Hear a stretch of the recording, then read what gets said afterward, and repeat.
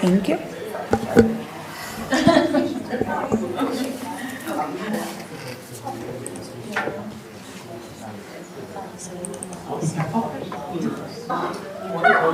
Are you commercial plans?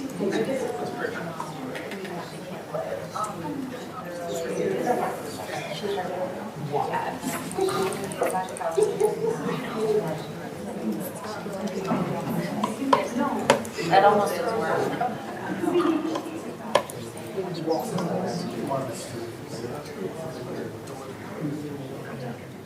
So you're over halfway done with the kitchen remodel project. But college is spring break this week. They're not spring break this week and next week. Grinnell College? Yeah. But yeah, she's working remotely this week. With 2 weeks of spring break? Yeah, they have 2 weeks of Oh, spring yeah. break. Yeah, they do like 2, and then they do like Does your wife work there? Yeah. Okay, my husband works there. Oh, okay. She's in the Student Health and Wellness Center. He's in IT. Okay. What's his name? Tom Stanley. Doesn't mention him. That's probably a good thing. Well, he's not in support. He's Oh, okay. in cloud Yeah. conversion. 2 weeks? Is David Heat with Hope Kids? 2 weeks? David Heat? Oh, must be nice. What's that? Grinnell College has 2 weeks of spring break. But of course, it couldn't line up with ours. Are they on trimester? We should have 2 weeks. No, just kidding. I don't want my kids. No. Just kidding. You got 5? Yeah. Whenever you're ready. Go.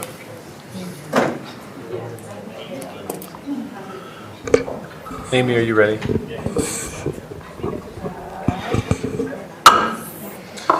All right, we will call the meeting to order.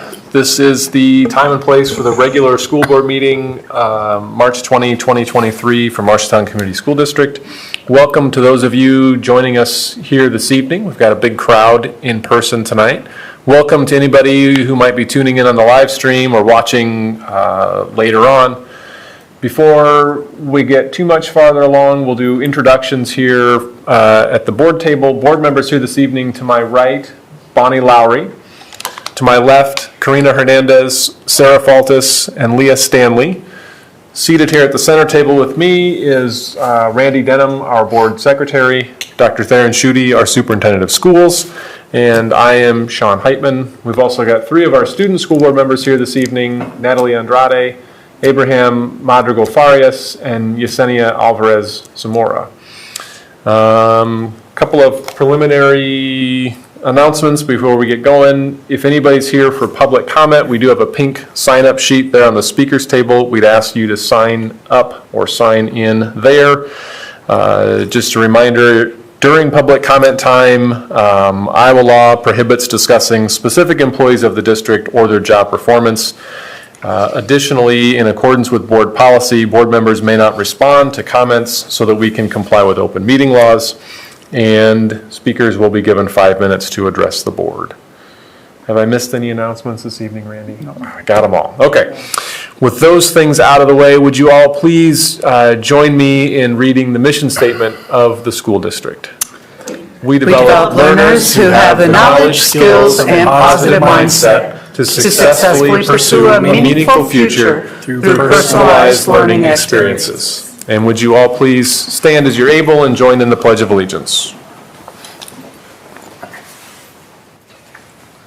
I pledge allegiance to the flag of the United States of America and to the republic for which it stands, one nation, under God, indivisible, with liberty and justice for all.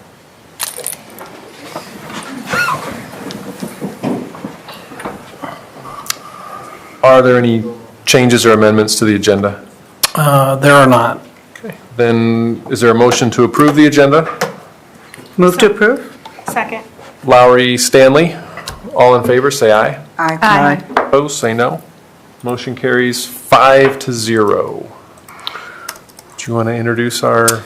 Yeah, so we invited Jose Ramirez, our coach of the our first season, the winter season for the esports team, and volunteer assistant Logan Wolf to bring the team that placed third in the state for Overwatch 2. So if you guys want to come forward. Coach, if you have a few words to say about the team.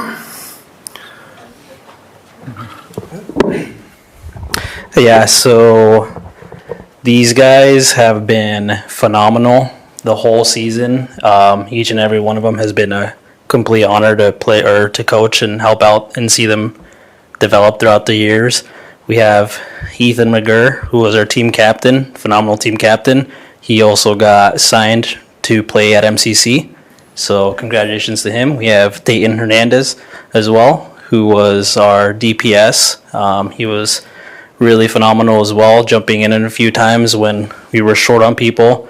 We have Miles Grego, who was our support player. And then Miles as well has been completely, one point, one of the teams said he was a menace to society because of how well he was playing. So, and we have Sam Bennett, who was our DPS as well. He was he's really good at Reaper. He tends to be really proud of that, which is one of the characters. And then we have Tynan as well. Tynan also has been jumping in a lot when we were short on people. Some of the other players who are, or one of the other players who were missing is Thaw. So he was our support player as well. But each and every one of these guys, couldn't be any more prouder of these guys, you know, especially our first season and making it all the way to third place has been really fantastic. So, Officer Wolf, you have anything to add? Yeah, just saying that we're really proud of them. And I guess even off the screen, just seeing the growth that this opportunity has allowed these students to have and the support that you guys have offered us too. So thank you very much. Well, you guys have set the bar extremely high for season one, and I reached out to Coach after he joyfully sent me pictures and information about how you did, and I said, well, what'd they give him for third place? And he said, they didn't really get anything. And so we decided we wanted to provide you with something to commemorate your third place finish. So feel free, gentlemen, to go ahead and grab one of those trophies. And congratulations. Hopefully we'll have a successful spring season as well.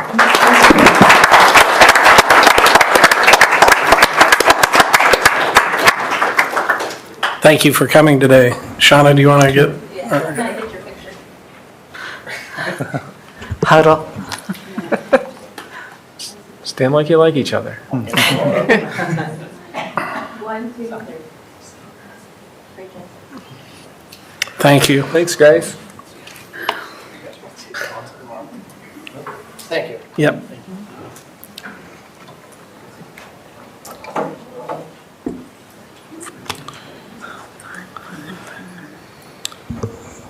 All right, looking at the consent agenda, we've got minutes from the March 6th board meeting and the March 8th work session. Dr. Ryan, any items of note in personnel? Or perhaps Dr. Schutte, any items of note in personnel? Well, one item I can speak to, I'm proud and pleased to share that we do have someone on the agenda to be approved as our next communications director. As you're aware, we've been without a person in that position, so we've been trying to cob together what we can as a district administrative team since Valentine's Day. But Abby Cook is who we're recommending approval for. Abby comes to us from the Mason City area, where most recently she's been serving as a marketing coordinator in the private sector, but most of her time was spent as an education reporter for the Globe Gazette out of Mason City. She covered 5 different school board meetings, or 5 different districts she covered school board meetings for in that area, gained a real passion for school business and telling the story of school districts, of students, of staff, of celebrations. And she's a Morningside College grad with a double major in graphic design and mass communications, where she garnered all kinds of academic honors as well as being recognized for her excellence in art and being a finalist for Journalist of the Year from the Iowa College Media Association. So we're super excited to have her. Her start date is to be determined, and probably will be significantly leveraged by her ability to find quality, affordable housing within the community. But her goal and our goal is hopefully have her on board by the time we come back from Easter weekend. So, anything else, Nora, that you have? Looking then at interagency agreements and contracts, there's an agreement for teacher education, clinical experience placements with Morningside University for the 23-24 academic year. A contract with Journal Communications for a half-page print ad in the Talent and Education section. A letter of agreement to purchase E-rate eligible hardware and professional services from Riverside Technologies, Inc. during funding year 2023. And a letter of agreement to purchase E-rate eligible hardware and services from Communication Innovators during the funding year 2023. There's two special education interagency agreements, one with Mason City and one with South Tama. Questions about any of those items? Looking then at open enrollments, for the current school year, there are 4 for the remainder of the school year, two out and 2 in. And for the next school year, 3 out. Randy, any items of note in bills? No. Looks like we've got a non-operational mixer, some non-operational bakery racks, and 1 holding salad bar cart that we'd like to declare obsolete. So if you're looking for a broken mixer. Randy, any items of note in the monthly financial report, or any questions from anybody about the financial report? I have not received any questions, and we are on track with budget, so things look good. And then we have 1 item in the gifts, grants, and bequests. Dr. Schutte, do you want to talk to that at all?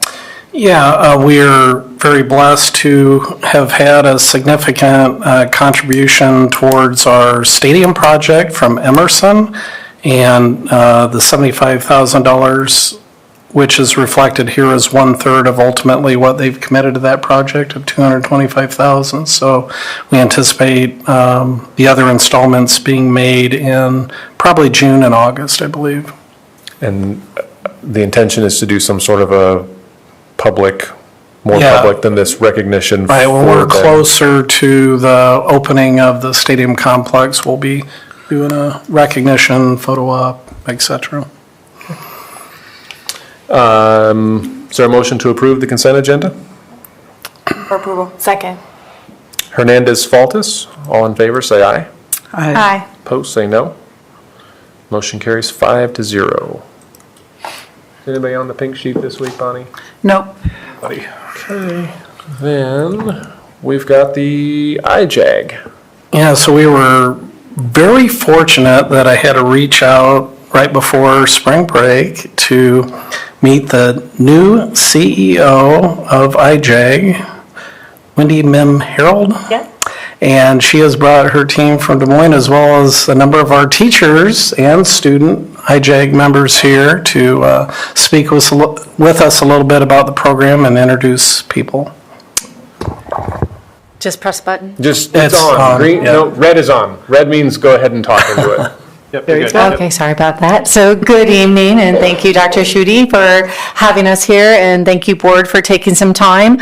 As it was mentioned, I am the new president CEO of Iowa Jobs for American Graduates. I started on January 23rd, so I'm very new, but I'm very honored to be here. My team has been spending the day with me. Allison Vukovic she is our vice president of programming. Her and I have been here all day, meeting with businesses and meeting with your principals and students, and it's been a phenomenal day, and we're very honored to be here. And I really want to have an opportunity for Yolanda, who also she's from Mason City. She's our program manager, and she works with your teachers and the students on an ongoing basis. So I'm going to let her introduce folks, and then I'll come back and talk a little bit.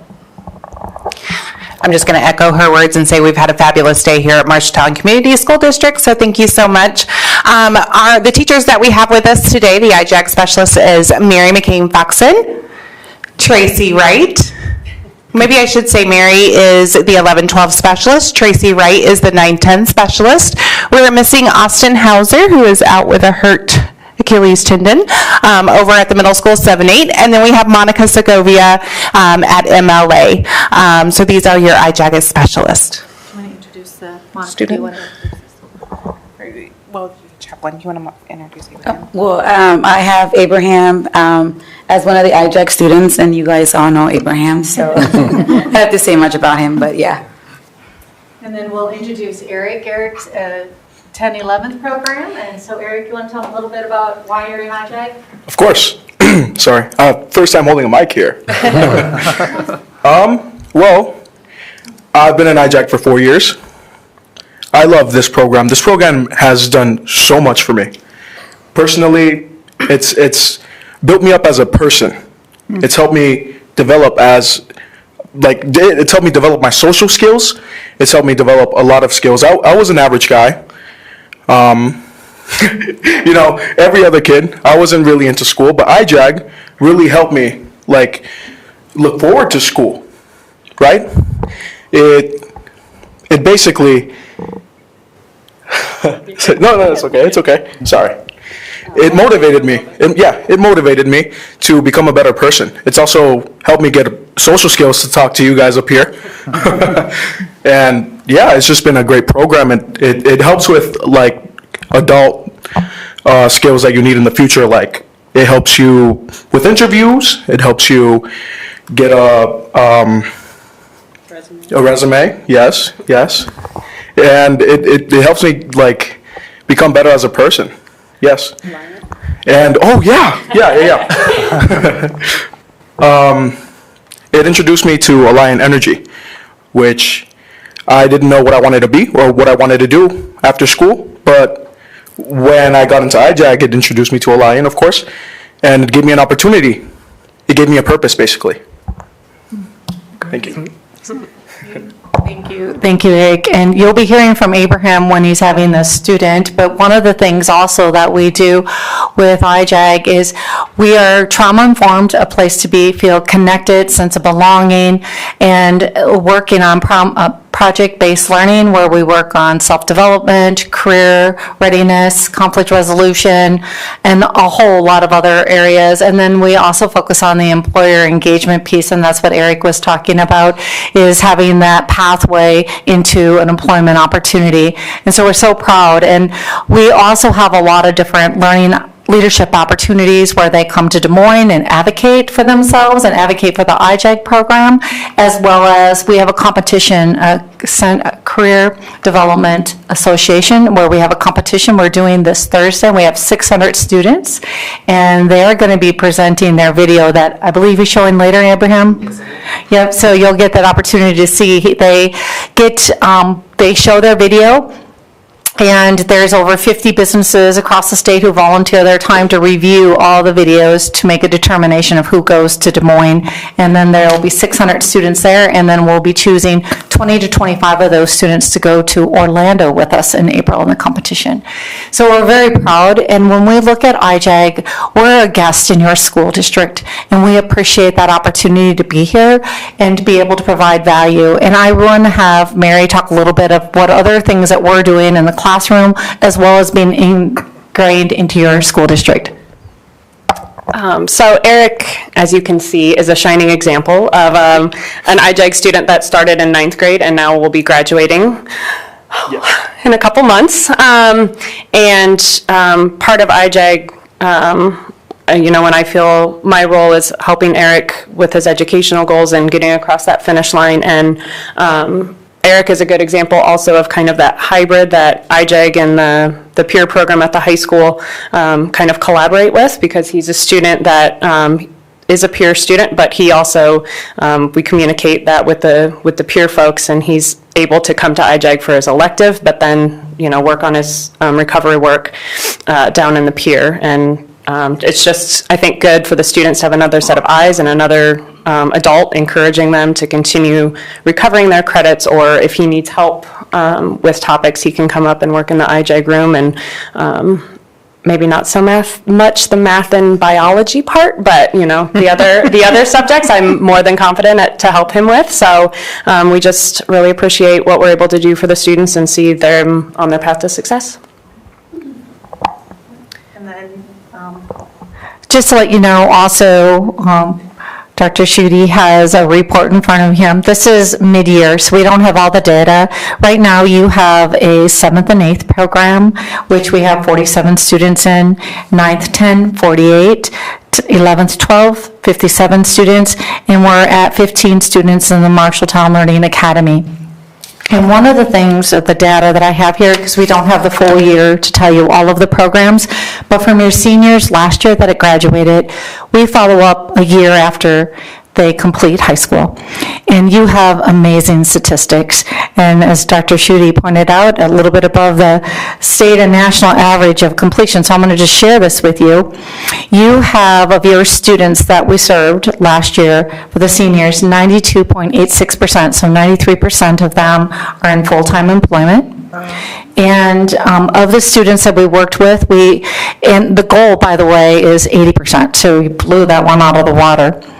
And connection rate, that means students that are either continuing on in education or in employment or in apprenticeship, some form or military, you're at 95.65, and that goal is 80% too. So blowing it out of the water, and 52.17% continuing on in further education.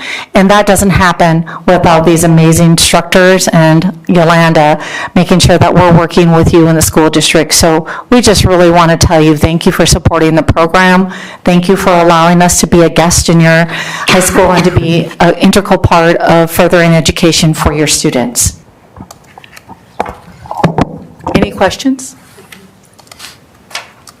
The data that you just shared is just for IJAG students, right? Okay. And that's for the year? Last year, okay. Thank you. Yep.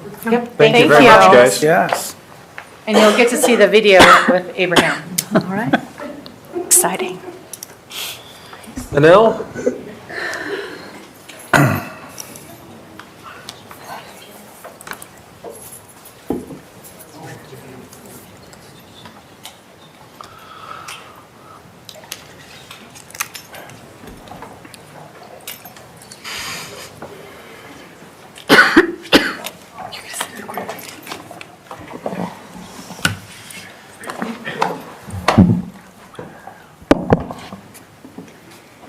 Hi, everyone. Thank you for having us today.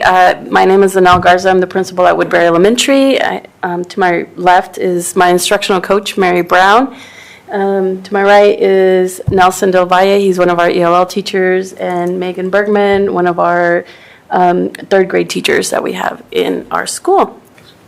So today we just want to share a little bit about our program itself, just kind of like a big overview of what the bilingual program at Woodbury Elementary looks like, and also kind of feels like from a student perspective, because there's a little video at the end. So I don't know who's clicking. There you go. Thank you. The three main talking points that we have for you today are the different dual language models that are recognized in the United States, actually around the world.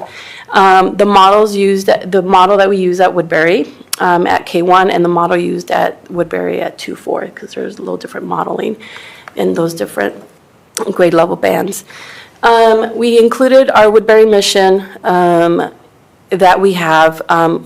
That we closely tied to, of course, our district mission and vision.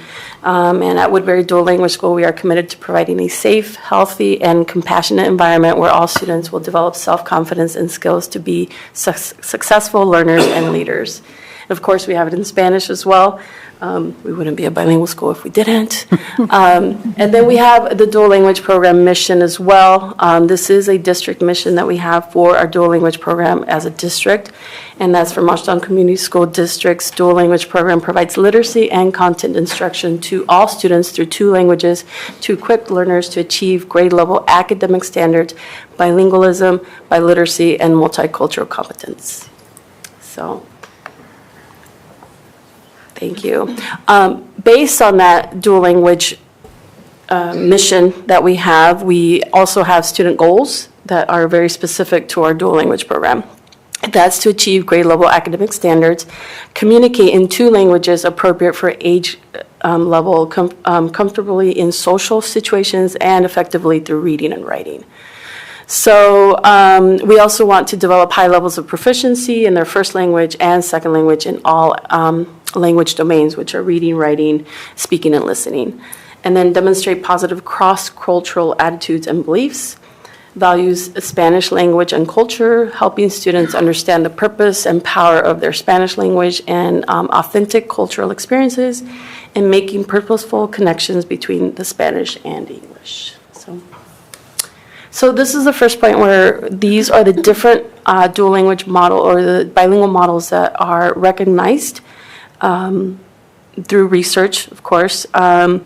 Collier is a major researcher from back in, I don't know, like 70s, 80s, back then.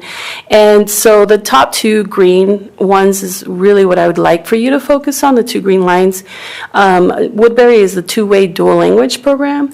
We teeter on the border of being a two-way and a one-way, just because the students we serve at Woodbury Elementary is about 66% of our students are EL students, which is roughly around 225 students that we serve that are EL, and then the other category is the non-EL students. So 2/3 of our students are considered EL students, so that kind of puts us at the 2-way, that meaning that no more than 2/3 of our students are of one particular language or another.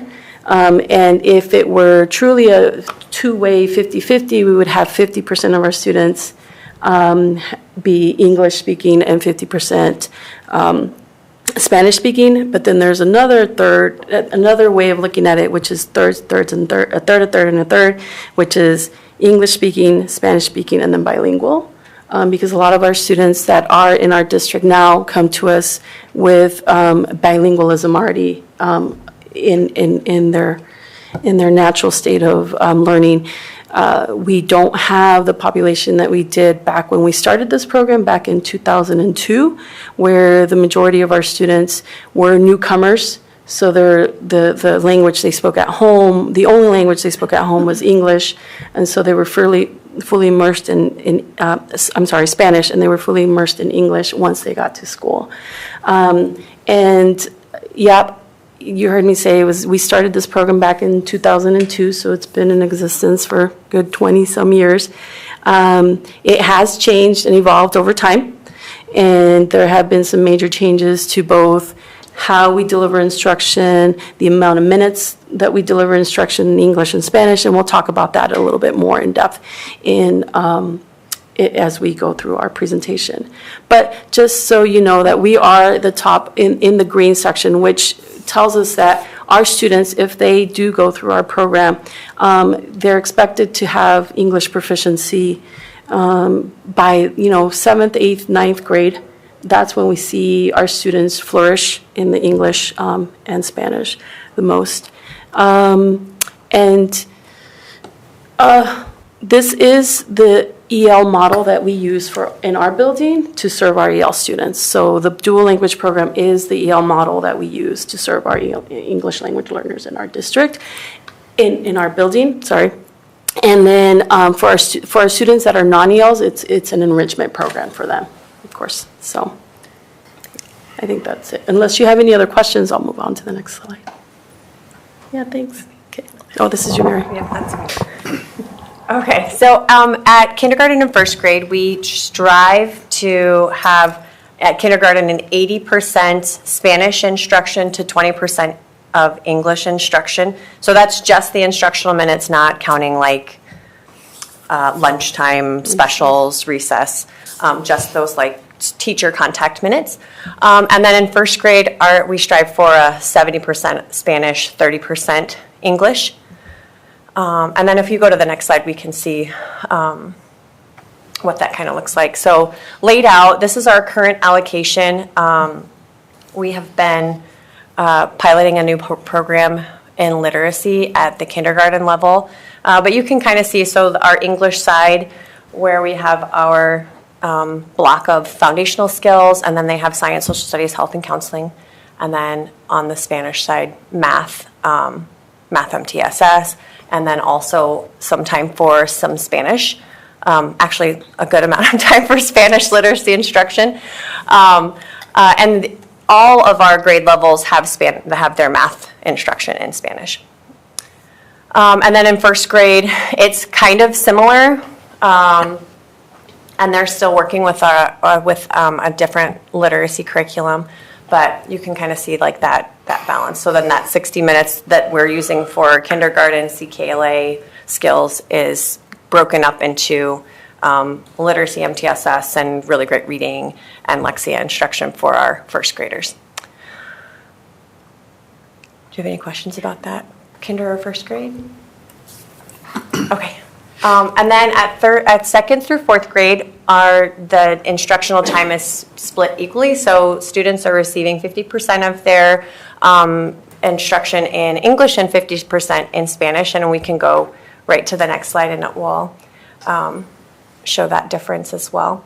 One thing that we did to kind of balance out the literacy portion of this for this last school year, previously we had kind of an imbalance on the literacy portion, and there was a lot of literacy minutes in English and not as many in Spanish, which meant that Spanish teachers just had a lot of content to get into a shorter amount of time.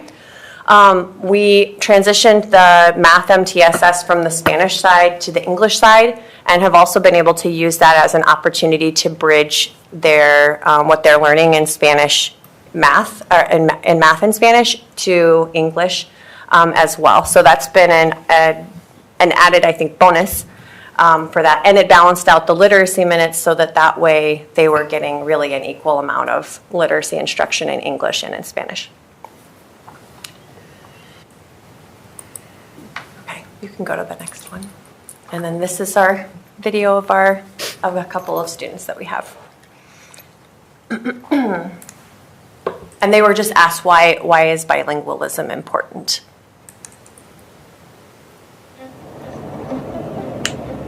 Hola miembros de la mesa de directores, yo soy Emanuel García. Es importante ser bilingüe porque si tienes una familia que nomás habla español y tú hablas inglés y español, lo puedes enseñar a tu familia a hablar inglés para que ellos ayuden a otros. Hi, my name is Juliana Melendez. It's important to be bilingual because if you have a family that only speaks Spanish, you can help them out with English.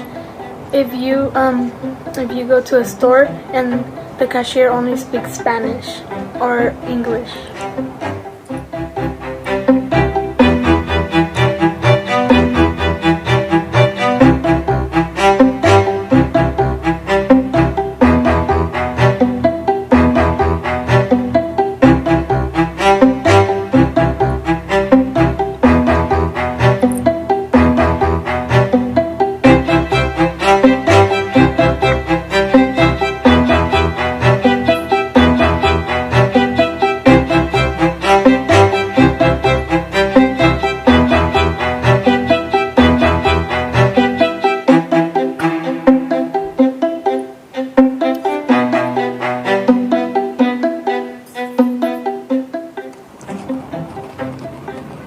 Hello school board members, my name is Emanuel Garcia. It's important to be bilingual because, for an example, you're going to Walmart and you're one of the cashiers and a family's coming and they only speak Spanish, so you're going to help them out speaking Spanish. But if another family comes and they only speak English, you could help them speak English. Hola miembros de la mesa de directores, yo soy Juliana Meléndez. Es importante ser bilingüe porque tienes una oportunidad de agarrar un trabajo porque hablas dos idiomas y puedes ayudar a otras personas.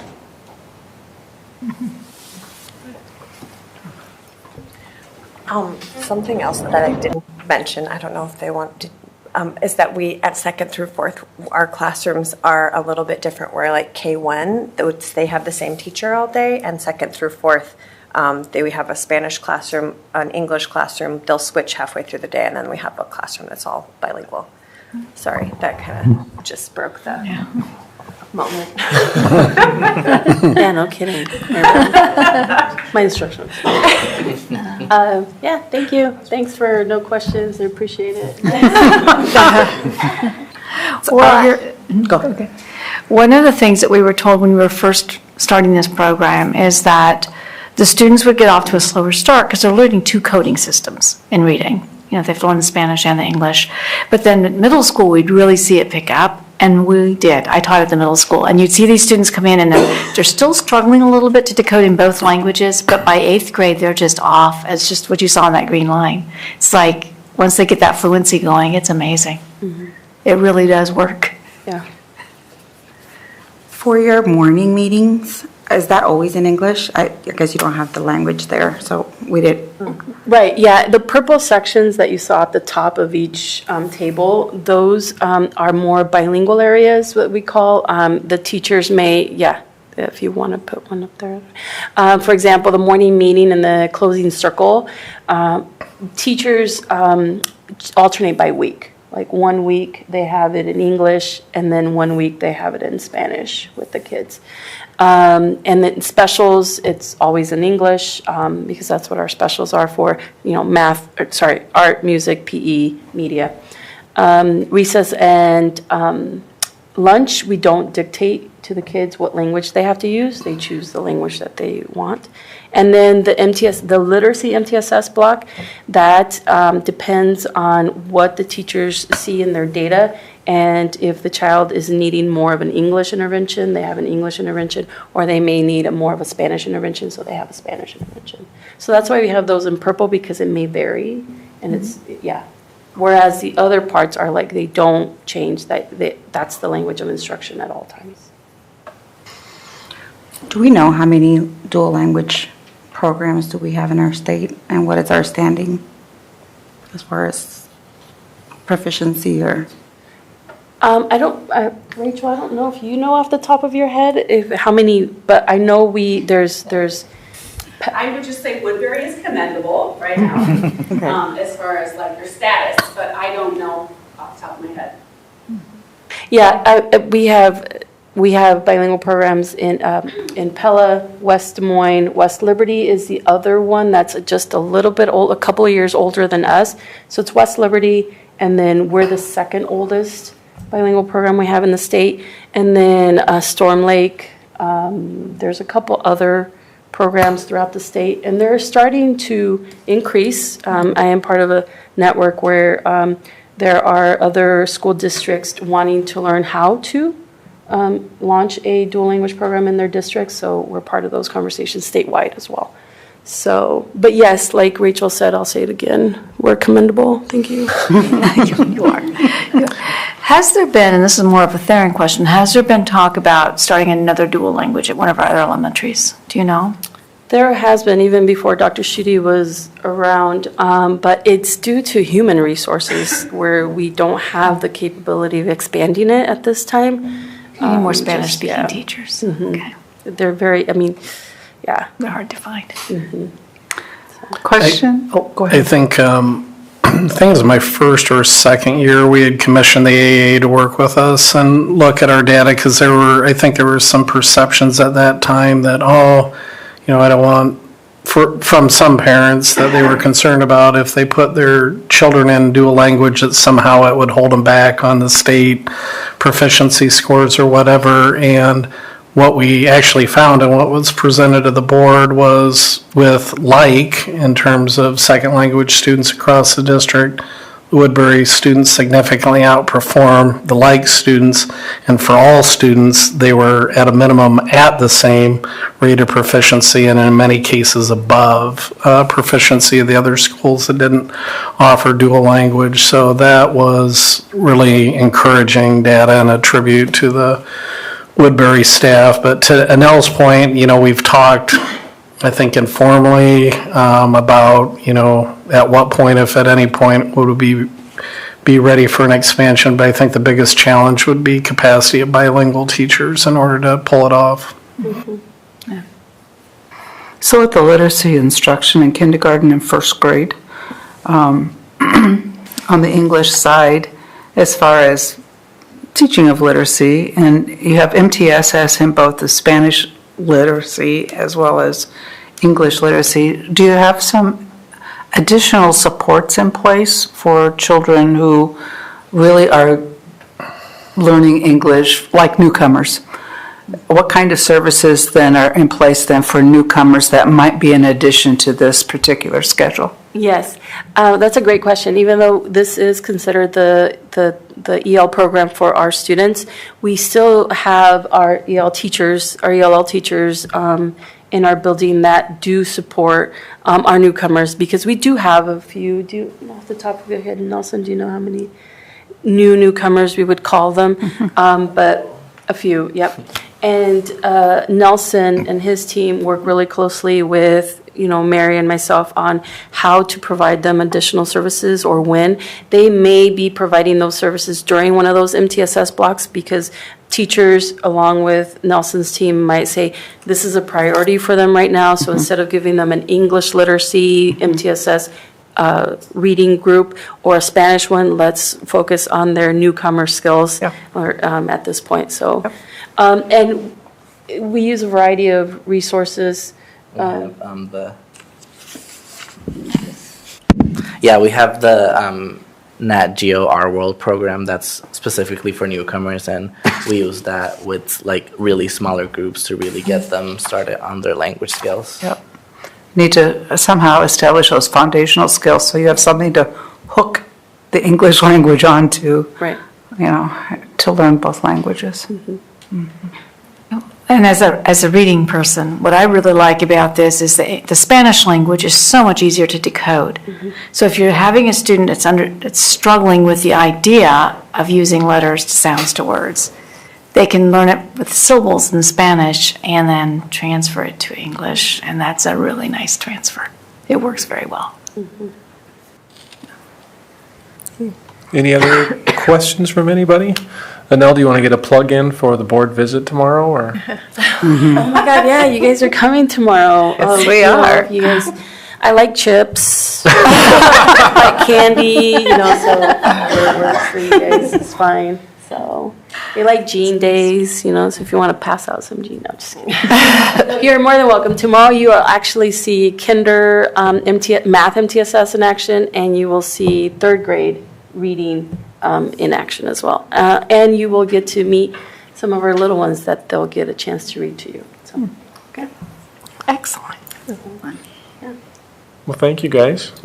This was too many questions, guys. Putting it out there, but thank you for all your questions. I guess I have to stay because the next one is about Woodbury too. So.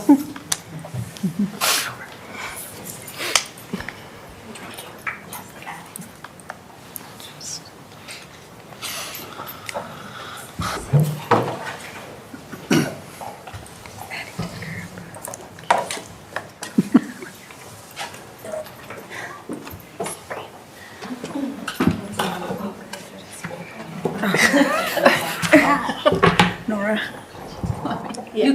All right. I'm really excited to visit with you tonight and to tag on to the good work that Woodbury just shared with you. And you asked a lot of great questions about literacy. And we're very proud of the pilot program we've had in place this year that you permitted us to do. And so we'd like to walk you through that pilot process and share with you the recommendation that the team made. And all those members are here, or many of those members are here that were on that team as well. So just a little bit of a reminder here where we are walking from. In the next slide shows the background. So as a reminder, in 1819, all of our elementary schools, except for Woodbury, did adopt Amplify CKLA as their core literacy program. And then Lenahan adopted that in 5th and 6th grade as well. That's still from the same vendor. It's called Amplify ELA. the sixth grade version is. And at that time, Woodbury didn't have that same luxury to take a look at that programming because Amplify had not yet released their series in Spanish, and it wasn't able for us to take a look at. So we looked at HMH, which is Into Reading or Arriba la Lectura, and Woodbury went with that. That was actually our second choice also in the district for literacy programs for all of the K through 4 buildings. And then last spring we got word, which we came to you right away and asked for our pilot abilities for the study of Amplify Caminos. So that kind of brings you up to speed. And we really wanted to assemble that pilot team to take a look at that, and here is where we're at. Okay, so the process that we followed was to pilot the Amplify CKLA, which is the English side of the program, and Caminos, which is the Spanish side, at Woodbury in kinder and third grade, were the 2 grade levels that we selected.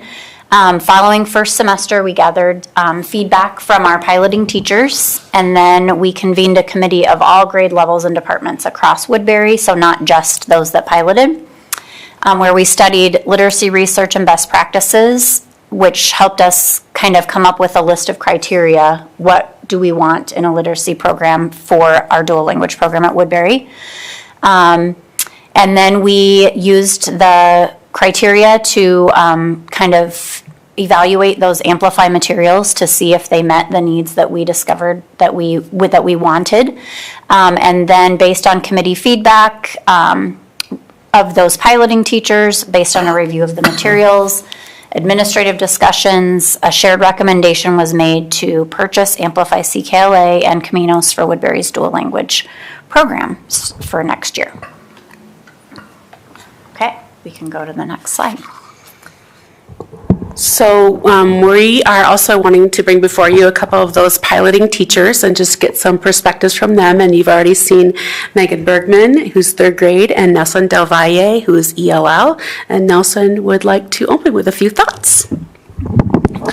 So, I'm one of the ELL teachers at Woodbury, and as part of the pilot, I helped to teach in kindergarten, both in English and Spanish, the skills and lectoescritura portions of Amplify. And I honestly have to say that it's the way it's structured and the sequence of all the skills that are taught, I really like it. I think it's amazing because I've seen a lot of readers this year in kindergarten. And compared to previous years, I also have experience teaching HMH. I long-term sub for a couple months in one of the kinder classrooms, so I know how it goes. And it's just, I think it's really made a huge difference. I'm really impressed with our kindergartners reading. I've also had a chance to see the knowledge portion. I don't teach that directly, but the knowledge portion in Spanish, they teach it in kindergarten, and it's really great to see just how much background knowledge the kids are gaining. And the units are also really interesting, whether they're talking about Native Americans or whether they're talking about astronomy. It's really interesting. I also had the chance to work with Language Studio, which is the ELL program for Amplify, and I did that with third grade during intervention blocks. And it was also very nice to just have an ELL program that's not just for newcomers, but for also different levels of ELLs. And that's as much as I did in third grade, but then Megan will tell you the rest. All right. I am the third grade English teacher. So a couple of things that I've noticed as we've done this curriculum for this far into the year, kind of what Nelson said too, the interest of the topics for the kids they're so engaged. Just having conferences with a couple 3 weeks ago, might mention a topic we were talking about to the parents, and they said, "Oh yeah, we know." And I've never had that response from parents where the parents knew what we were talking about. So the kids are coming home talking about those topics, and they're engaged, and especially topics that you're thinking, oh boy, how are we going to keep them engaged? But somehow, and the things that they're learning are giving them a lot of background knowledge that'll just help them and make them very well-rounded learners also. Nelson said the same thing in kindergarten. We're seeing in third grade just a lot of readers, kids that maybe came to us that weren't quite ready to start reading or proficient at reading independently, this curriculum gives them a lot of time in text and gives them opportunities to read. So we're seeing a lot of that growth in third grade that we maybe haven't seen in the past. So that's been exciting for us to see. And then with having the Spanish component now, we're able to make those connections too with those kids and help them bridge what they learned in Spanish over on the English side and vice versa to help make those bridging connections that we want them to make to become better bilingual readers and learners and make those connections all around. So we've seen a lot of positives so far, and I think we will end the year with some positive things as well too going forward. So in third grade, so now you have basically the same materials in both Spanish and English. So are they reading one story set in Spanish and the next one in English, or one unit in Spanish? How are you doing it? We have that's been a process, and we've had a lot of help. That was kind of why we did we tried it in third grade because of the time. We want to make sure we could get the time and the minutes into each section. So every day we have a big puzzle spreadsheet that we look at every day, and they do not read the same thing in English. If we read the story in English, they will do the writing part of it in Spanish or vice versa, depending on the minutes for the day. So they're not getting the repeated lesson, they're getting an extension of what they did in one language. They're really just going back and forth with languages. Yep. That's the only parts that we teach in both English and Spanish are the language section, which makes sense. So because grammar's different. Yeah, so grammar, some vocabulary we teach in both. Syntax. Yeah, like usage, things like that spelling patterns. Right. So we do teach those on both sides, but. And then the kindergarten knowledge section, which is building background knowledge. Is that all done in Spanish then? Okay, wow, this is amazing. And I got to observe CKLA at second grade when I was doing the student teachers. And you're right, the students are very engaged. They like this material. So we will share with you some very, very preliminary data. In the first year of a pilot, typically you actually see a dip in scores because the materials are so new to teachers. They're just trying to figure them out. So as you look at this third grade data here, this is cohort data. So this is the same group of students from kindergarten through third grade. These are also the students who lost, the last part of their kindergarten year and came back to a strange first grade year. And so we feel like we're gaining some steam here, but we did not see any dip at all in those scores. And as Megan mentioned, she's seeing growth in students. So we're excited to see what happens in the spring. Sometimes that growth doesn't always hit the mark of you're actually proficient, but you're getting closer and closer to proficient. So we're excited to see what happens in the spring with third grade.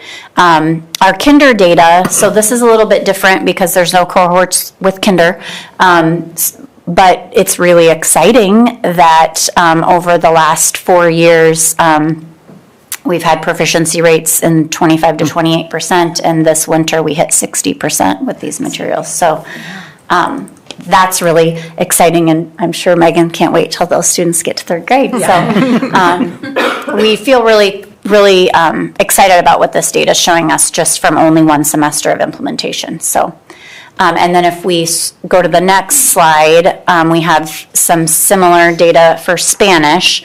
So the third graders also have jumped into the program at third grade. So they didn't have the foundational skills at K1 and 2 that our kinder students get to start with. But you can see what we do have every day for these students, as Megan mentioned too, is time in text. So they're in text every day, and their Spanish fluency, we went from 19% last year to 38% this year in the winter. So we're seeing definite growth there.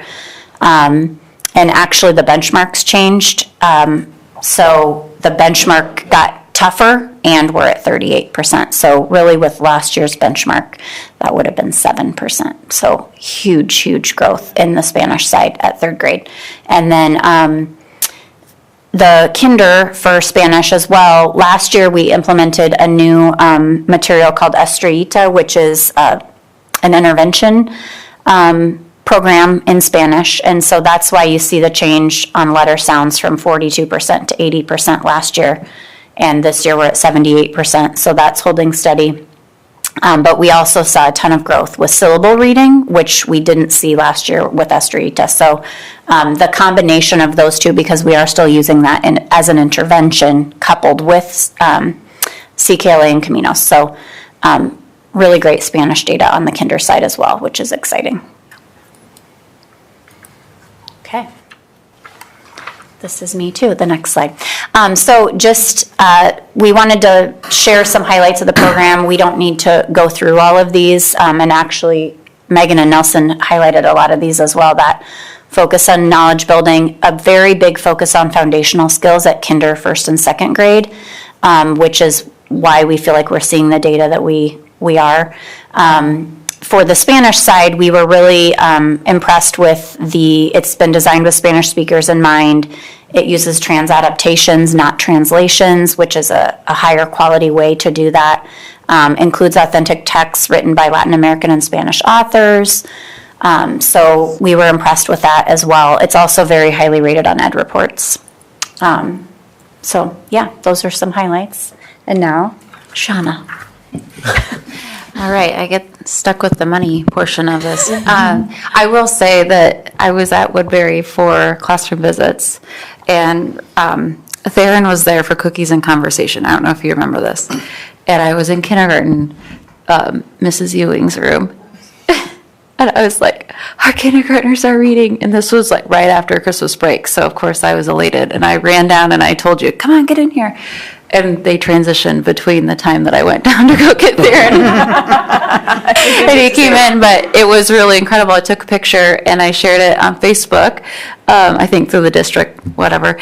And the mom told me what a difference that made, seeing that her child, he is reading. He's reading at home, he's reading at school, and it's really exciting. So it's really neat to kind of pin those stories to actually the work that's happening. And I just want to say thank you so much to everyone who's been on this team and the incredible work that you've done making a difference for our kids. So we are looking at close to $90,000, $88,260 for this purchase for 3 years, and that will get them in alignment with the adoption with the other schools that are running CKLA. We do have quite a carryover within our categorical funding for EL because we've had a hard time filling open positions. And of course, we don't want a lot of money sitting in that categorical funding because we want to use it for our kids right now. So this, we believe, is an excellent way to spend those funds. And I have all the confidence that these are top-notch materials for our students in our dual language programming, and couldn't be happier with the team sitting in front of you. So I think this is just discussion today, and then we'll come back. Right. Yep, it is on just as a discussion item for today. It would come back next meeting for approval. Questions from board members? How much time do we have left on the HMH into reading? Good question. Yeah. 3 years? Maybe 3. 3 years, but we do have a plan to request which I'm not going to do until we have approval from you all, but to request that those consumable materials be transitioned to our Go Math materials that we're currently still using as a way to kind of offset that. Okay, with the same company? It's the same? Yes, it's the same company, yeah, same publisher, yep. And we need an extension on Go Math. Yeah. Oh, if that makes sense. So you'd be switching your digital licenses from reading to math? It's consumables, yep, yep. Those are all great questions. Can I add something that was not part of the presentation? So we had one of the authors of the Spanish Caminos come to our school to observe our teachers in action and to meet with our teams. And they were very, very highly impressed. They do want to bring a team back to see how Woodbury is delivering the instruction in Spanish specifically, because this is all new to them. They're developing the Spanish components as we speak. And I know that our team has done a tremendous amount of work, especially in third grade, with the allocation of what's going to be taught in Spanish, what's going to be taught in English. And they were very, very impressed with that as well, and how it's working seamlessly. And I very much advised our teams, like, do not share anything with them unless they're going to pay us, because this is our work. And so, because they did put in a tremendous amount of hours upon hours to just detail everything out, so our teachers were ready to go. And I can safely say that Megan and her team and Nelson and his team felt like they had the proper scope and sequence, so to speak, of how to deliver this in Spanish and English together. Because it does, CKLA and Caminos, they are kind of standalone programs. They're either all in English, you deliver it, or it's all in Spanish. It's not kind of meshed necessarily as a dual language program like HMH was or is. So that's what our team did, a lot of the heavy lifting. So yeah, so I am not going to allow Amplify to take any of our work. Or people. Or people, yes.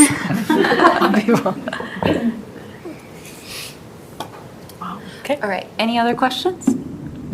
So is this cost just the addition, since we already have Amplify across all of the other schools, is this amount really just for the Caminos portion of that, or is some portion of this amount also doing additional licenses or materials specific to Woodbury for the English portion? Yes, so Woodbury currently doesn't have it in English or Spanish, so it's for English and Spanish for Woodbury. Okay. Yep, right, for 3 years, yes. Because you said the HMH was actually a dual language program. And this Well, one you're- it was similar that way too, honestly. We Still got had to do into quite a bit of reading and we got adjusting. Ariba La Lectura, yeah. And this one, you're actually taking an English program and a Spanish program, both from the same company, but you're figuring out how to intermesh it Yep. so that the students are just flowing easily Yep. from one language to the Yep. other. Right.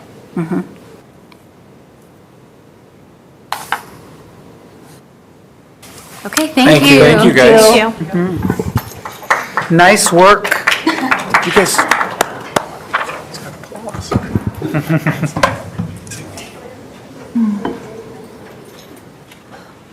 You guys ready?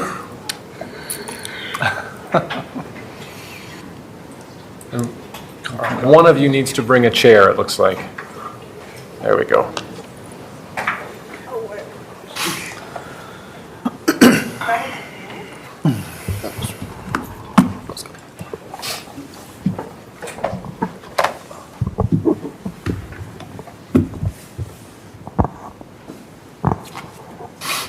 It's great to see all 4 of you here at the same time. That'll probably change because you 2 are in activities, right? Okay, without further ado, we'll give our March 20th report.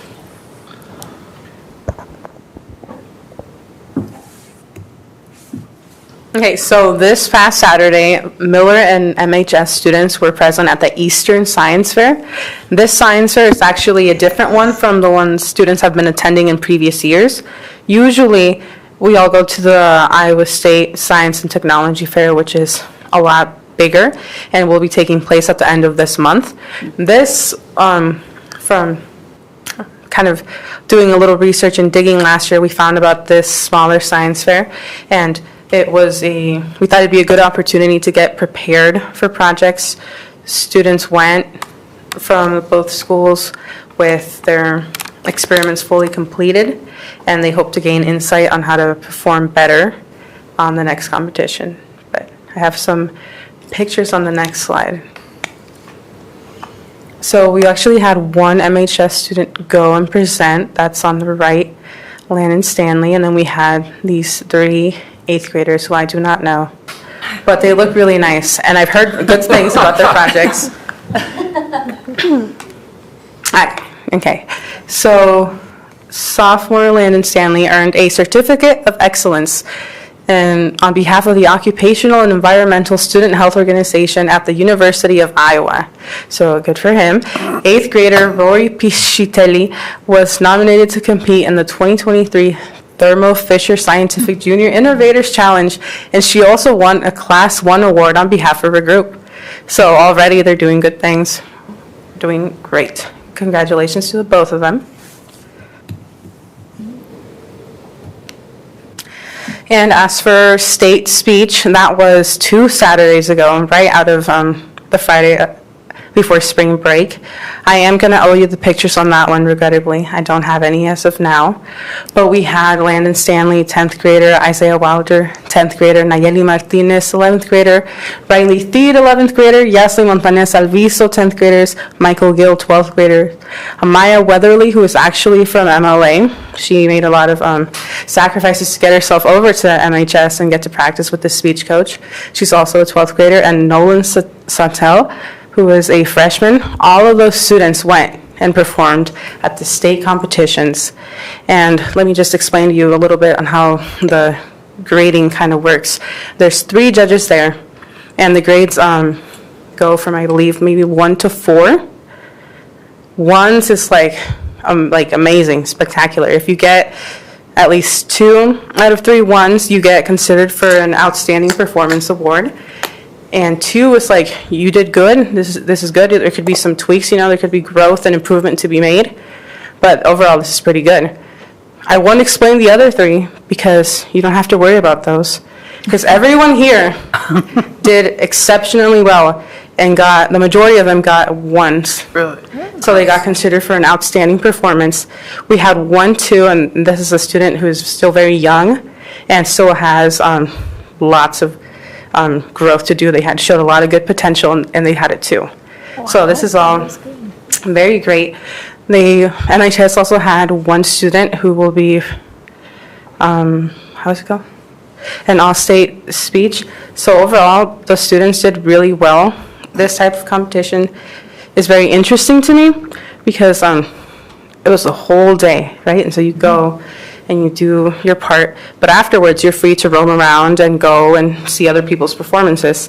And I got to see a lot of people up on the projector, and they had such a variety of things that they were presenting. There was things that had to do with acting, happy-go-lucky type of things, humorous types of performances, or just very personal, a bit more serious topics, all expressed in different methods of through prose, poetry, original speeches. This was all very, very impressive to me. So, yes.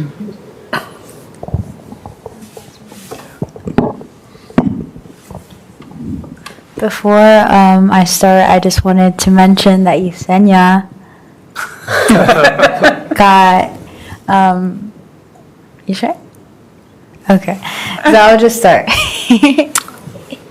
Okay, so National Honor Society will have a school supplies drive, and it will be open March 27th through April 6th, where anybody's open to deliver school supplies to the MHS main office. School supplies must be new and unused. School supplies will go to students in need. And then here are some pictures of the soccer startup. This was during spring break, and we got to see Dr. Schutte there walking his lap, so it was pretty fun. Good job on keeping active. Getting active. After a long time of inactivity. All right, so some more sports. Boys track has had 4 meets so far, and they have a track meet this Thursday at Waukee Northwest High School. Girls track has had 1 meet. They just had one the other day that got canceled. Girls tennis practice started today, March 20th, and they have their first meet on March 30th at Hoover High School. Boys tennis started last Monday, March 13th, and they also have their first meet March 30th, but it's at home against Hoover as well. Boys soccer has a scrimmage this Friday at home against South Tama, and girls soccer has a scrimmage this Thursday at home against Gladbrook Rhinebeck. All right. I'll be giving it an update for our podcast Somewhere in Iowa. The group has beginning to interview the community. They're more focused on the staff for this week, and they're doing, I think, 3 to 4 businesses in the community as of right now. But then later on throughout the weeks, they will be moving on to more community interviews. And on the next slide is our IJAC project video.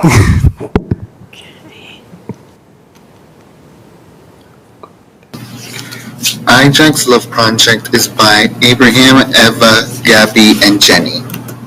Our driving question is, what is the reality of Marshalltown Learning Academy? Alternative schools such have a bad negative reputation due to the school being known as the school for troubled teens. In IJAC, our goal is to change that reputation and to inform the community about what Marshalltown Learning Academy is really like. Our first goal would be to change the perception of MLA in our community, to encourage students to attend MLA for its educational opportunities, to correct the inequalities seen in MLA students by the community, to help students find a career path by volunteering with IJAG. Some great qualities about MLA are our flexible schedules. We do not have time periods, so students can work on different subjects at their own pace. Students can also redo assignments and tests to get a 70% passing and to gain a better understanding of that subject. Because of our flexible schedules, our teachers are able to work more one-on-one with students that need help to better understand the subject. MLA also offers extracurricular groups that help students with their mental health, stay engaged, and future careers and relationships, such as IJAG, Healthy Relationships Groups, Forgiveness Group, and we offer dual credits at MCC. The most common connotation that the community has of MLA students is that most students are delinquents. They also see teachers that work at MLA as angels for working here with these types of students. The community doesn't see the positive things that MLA has for students by personalizing their learning experience. The inequities of MLA. We've had no physical education teacher for the past year. We've never had a school nurse. And prior to last year, we did not have a school library. Our teacher who serves our English learner population only gets 90 minutes a day on campus for all of her students. Why would students would like to switch to alternative schools? Students may have many reasons on why they would like to switch to alternative school. Some of those reasons could be that they find it difficult to keep up with the pace of the high school and turning assignments in on time on certain dates. When in a learning academy, they can do it on their own pace. Desire to work ahead of their other peers and graduate early. Students also may find it interesting to do a specific classroom but are not allowed to do it at the high school due to slow staffing or scheduling issues that the student may have. Here are some teacher and student perspectives about MLA. Why don't you go ahead and introduce yourself right now? I'm Katie Mummert, and I teach English at MLA. This is my second year here. Were you aware of the negative reputation of MLA before applying here? No, because I applied from out of state, so I didn't really know much about the school other than it was an alternative program before I applied. What was your family and friends' reaction to you working here at MLA? My family didn't really know much about the school either, and the same for my friends because I came from out of state. But I did notice not awesome reactions from quite a few people once I moved here to town, and people would almost feel bad for me or react like they were sorry that I worked here. And that was very confusing at first because I thought, I just got this job at this school. I don't know why everyone's acting like I'm, working in a prison or something. Like it was just not the reaction I would have expected. But now that I'm here and I've spent more time here, I understand why people reacted the way that they did because the perception is pretty negative. Okay, so if you want to go ahead and introduce yourself.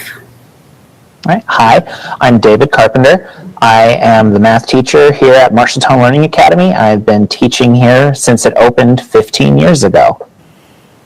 Okay, and were you aware of the negative reputation of MLA before applying here? So when I got a job at MLA, it was brand new. It didn't have a reputation. So it was actually run as like a trial program out of the Boys and Girls Home at first. And yeah, it's just kind of become its own thing ever since. So. What was your good. friend and family's reaction to you working here at MLA? My family was excited for me because I got a job right out of college. So I was going to be working. I didn't have to find something else to do like some teachers do right out of college. No, they were all fine. And friends didn't mind. They didn't know any different. And the only one who showed any sort of concern was one of my college advisors. She brought me into her office and gave me this long presentation on alternative education and stuff. So she was the only one who had any concerns whatsoever. Okay, and were the concerns mainly the negative concerns? They were more about burnout, actually. It was because, working at an alternative school, you typically deal with students who are a little bit harder to deal with. And that's not always the case, but on average, students who come to MLA have different problems that need to be addressed in different ways that a traditional setting hasn't helped with. So it was just about addressing how not to become overwhelmed and then quit teaching altogether. Okay, those are all the questions I have for you. Thank you for your time. Thank you. Alrighty, could you introduce yourself, please? Aiden Kern. Alrighty, Kaden, how was your experience at the high school? I kind of had trouble focusing because there were so many people there and the classrooms were kind of crowded. Alrighty, and the next question is, how would you rate MLA being? It's a lot smaller, and so there's a lot less distractions. Alrighty, and how would you rate both schools in being? Would you prefer one school over the other, or how would you do it? I prefer MLA over the high school because like I said, there's less distractions here at MLA, and there's a lot less people. Alrighty, that is all. Thank you so much. Next steps. We know this is not a change that'll happen overnight. IJAG is committed to continuing our work and efforts to better both our community and our school. With what we presented, we hope that we've interested other teachers and students in MLA. We hope this project helps shed light on the positive aspects of MLA. In IJAG, we have gone out in our community and volunteered. Some examples are the Salvation Army, Animal Rescue League, and Planting Trees with Green Iowa, and many more. For employer engagement, we participate with local employers such as Emerson, JBS, the school district, Alliant Energy, and many more. We hope this not only helps the community, but also change the negative perception of MLA and see our true character as a school. Here are some pictures of our volunteer work.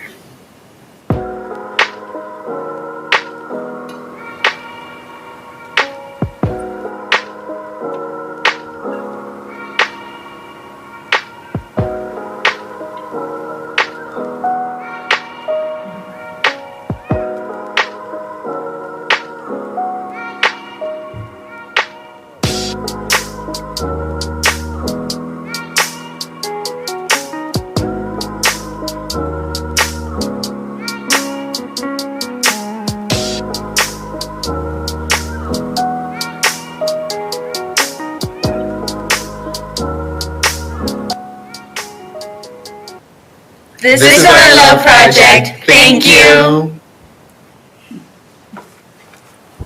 Alrighty, and that is all. Any questions that you guys have for us? Very nice job. Thank you guys. Thank you. Thank you. Hard work.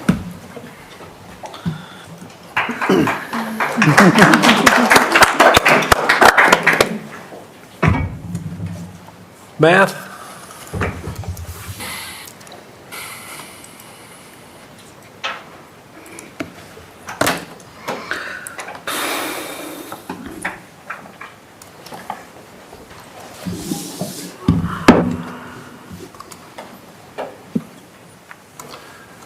Good evening, everyone. I'd like to begin by introducing Valerie Corson. Some of you may know Valerie, but she is our Curriculum Professional Development Leader for Social Emotional Learning. So one of the longest titles we have in the district. Tonight, we want to talk to you a little bit about our guidance curriculum. Give you a little background before we get into the content. So back in 1819, we actually went through a similar process, and we adopted a curriculum called Positive Action for the entire district. Now, the way the state usually works for us, though, about 6 months later, the state of Iowa said, well, we're going to now create competencies. They weren't there in the past. Schools just kind of did their own thing, but now we're going to create standards that you have to meet. So after they did that, they launched that in November of 19. We spent a year doing a crosswalk between the Positive Action curriculum we just purchased and now Iowa's new SEL competencies. And after a year of doing that work, what we come to find out is that we had such significant misalignment that counselors were spending a significant amount of their time trying to pull this over, slide this in, rewrite this, develop something their own. So after trying to do that for a significant period of time, many of you remember Dr. Lisa Stevenson. She said, why don't we start the process again? Why don't we try to find something now that we have competencies and targets that better meets the needs and is a more efficient use of time? So over 2 years went by where the school counselors worked with folks like Val and tried to come up with what meets these competencies. And that's what we're here to talk about tonight.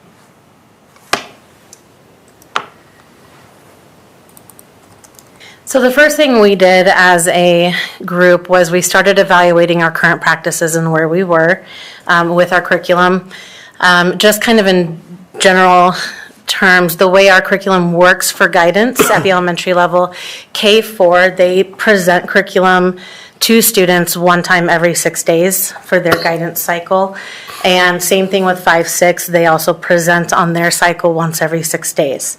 At the secondary level, it does change a little bit to where at the middle school and the high school, they are delivering SEL lessons through advisory time. And this is roughly about 2 times a month, about 1 day a week, 2 times a month, that they are able to deliver the SEL curriculum through advisory. And at the secondary level, it is delivered through teachers, although the counselors are the ones that are providing the lessons to the teachers, the scope and sequence, but the teachers are the ones delivering the content. Next slide. So for the curriculum evaluation adoption process, once we determined these huge gaps in our competencies, especially like in the areas of self-awareness and self-management, we started the process of looking at what our current reality is, where our gaps are in instruction. And we determined that we needed to form an SEL curriculum committee to review additional SEL curriculums. The curriculum committee consisted of counselors across the district. And for starting in about winter of 2021, they began to research district policy, board policies, and also best practices among SEL practices, pulling resources nationwide from the CASEL program, just in regards to the quality of SEL programs and what we need to look for. From there, they determined what criteria we would use to score different SEL curriculums. And then they began the process of hunting and finding and searching SEL curriculums. We then talked to many vendors. We had samples from vendors. We were able to start scoring different presentations and vendor information. We also, then this fall, we had 2 elementaries in our district, Anson and Franklin, who piloted one of the curriculums, Fly 5, which was one of the leading scoring curriculums that we had in our work. And then based off the committee feedback and recommendations and through the pilot that happened this fall, we were able to recommend what we would like to purchase for the K-6 curriculum and the 7-12 curriculum. So for the K-6 curriculum, we chose a curriculum called Fly 5, and this is a companion curriculum to our responsive classroom. It does meet all of the Iowa SEL competencies. Some of the advantages is it does have a home connection component that's delivered in both English and Spanish. It's very easy for teachers to use, especially, and counselors as well. It's engaging for the students. The stories are, they enjoy the stories in them, and it has been very well received by both students, counselors, and teachers at both of the buildings that we've been piloting the curriculum. So counselors are proposing that in order to teach 5-5 and to address the gap in the social competence or the SEL competencies, we are proposing that we will teach 5-5 for 20 to 25 minutes every 6-day cycles. So that's going to remain the same as it always has for all of our counselors to put this into their guidance rotation. In addition, what we are piloting at both Anson and Franklin is that teachers are also teaching SEL content twice a week for about 15 minutes, and they are more going through the content or kind of the meat and potatoes per se of the SEL curriculum. And then when the counselors come in on the back end for their once a 6-day cycle, they're really honing in on the application piece and just diving into more of that process. So core teachers, to do this, will have an asynchronous training that is provided by Fly5. It's about 10 hours of asynchronous training.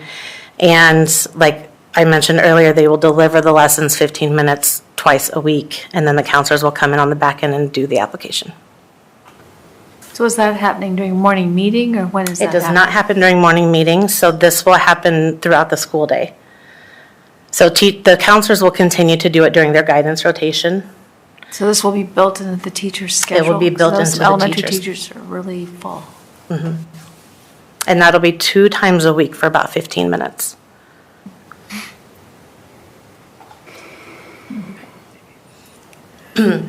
At the secondary level, we are it's not Fly5, but it is a company that has 2 separate curriculums. It's the same company, but he has delivered a curriculum called In Control SEL for middle school and Can Do You curriculum for high school.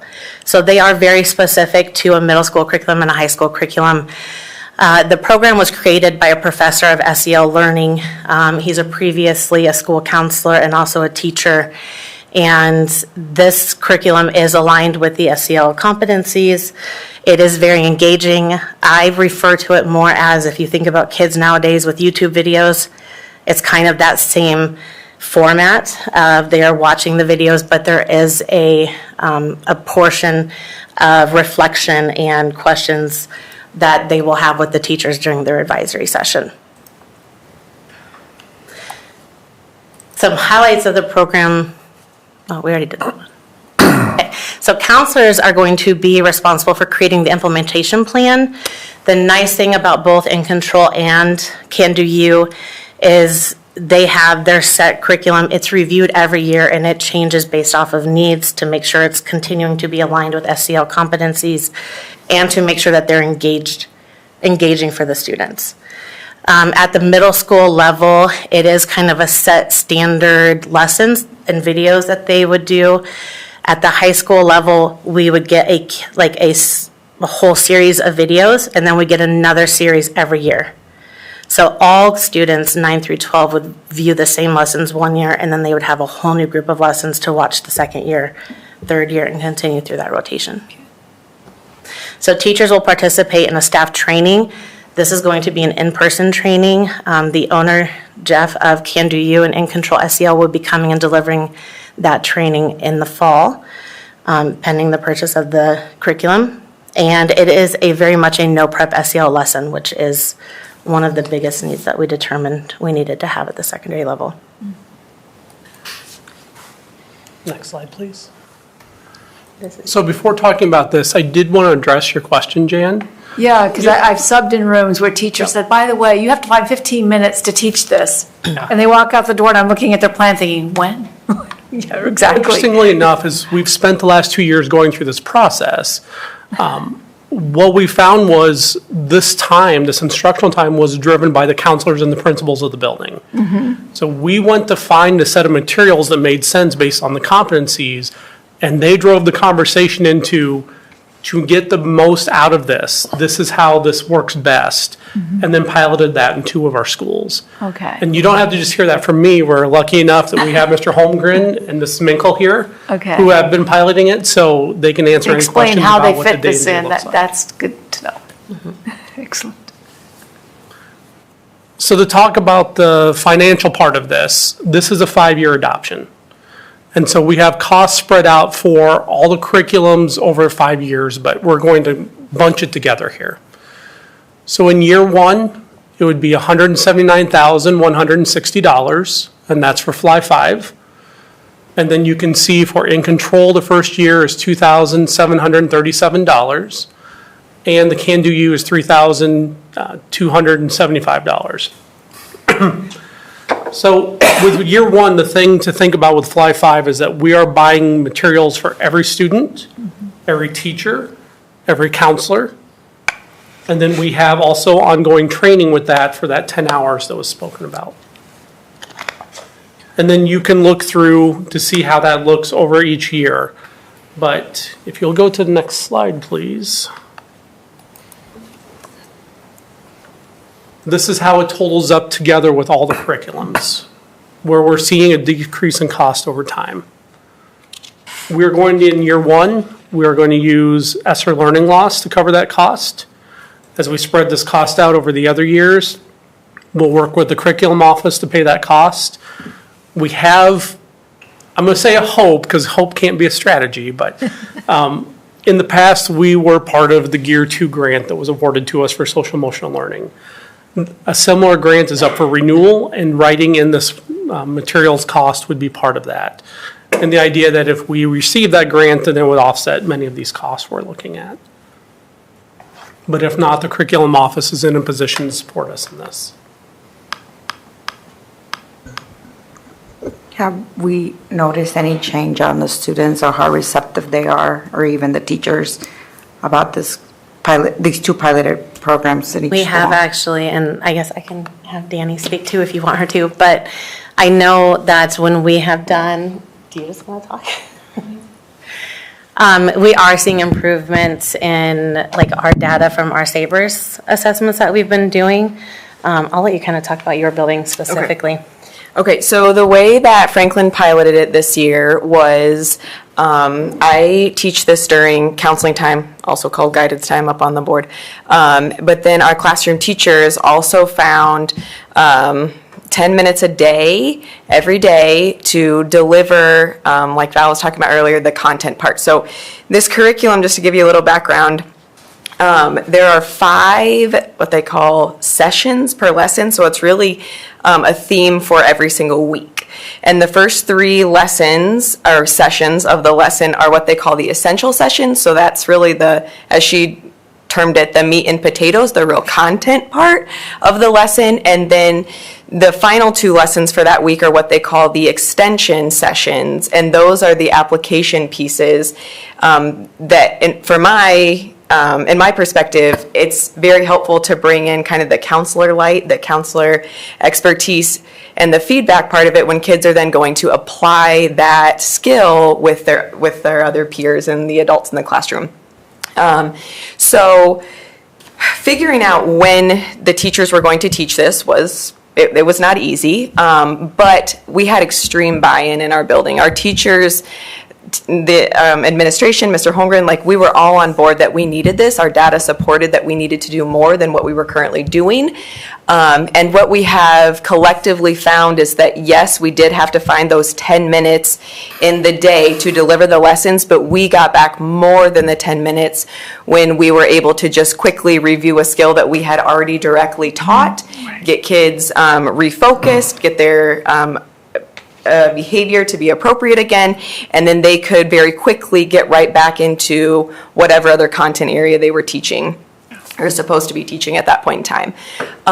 So not only has our narrative been, this has been extremely helpful, but both our data from the My Sabers, which is the self-reflection tool that students use 2nd, 3rd, and 4th grade at our buildings to kind of rate how they're doing socially and emotionally, and then also the Sabers screener, which is the side of that screener that the teachers use to rate how the students are doing, we've seen improvements in both of those.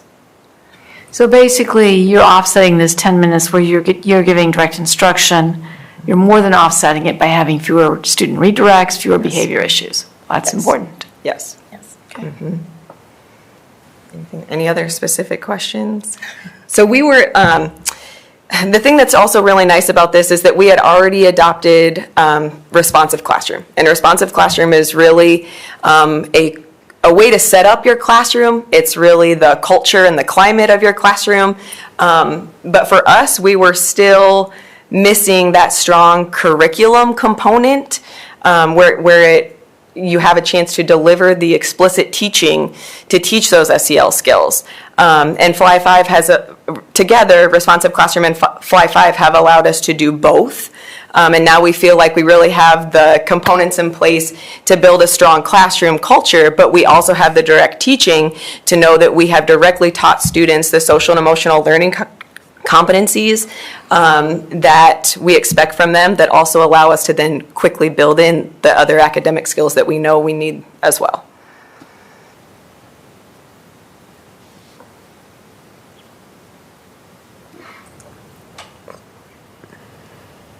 And we're going to hear from your elementary teachers that managed to do this? That they are not here right now. Oh, okay. I could more than easily get you their perspective, but I don't have any of them here to But you've got the data showing that it's worked. Yes, I can Which show you means the they're data. implementing The data it. would Yeah. support what we're doing, not only on the student self-reflection side, but also on the educator perception side. Right. Well, I know, I had heard that the program that we had adopted before the state set their standards, that was not working well. It was just difficult to make it work. So you have a plan for how to implement this. We do. You've got teachers on board. You've actually piloted it, so you know they will implement it or can do it. Okay. I think that's what's important, is that through our pilot, we have determined it is doable, and the teachers are receptive, and it is working. It is all around been a really good experience and positive from every side that we can, examine. It's reliable and it's measurable, which to meet the competencies, so. And it sounds like teachers aren't having to do a lot of extra prep. They're able to walk into it. No. And all of these curriculums are that was one of our main criteria, was low prep, easy to facilitate curriculum.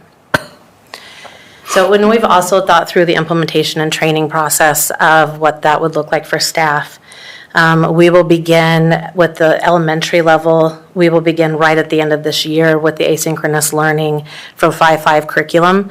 They will begin their training process. And then we will go into training next fall and kind of cross over. I know Franklin and Anson have already been essential components of that implementation process.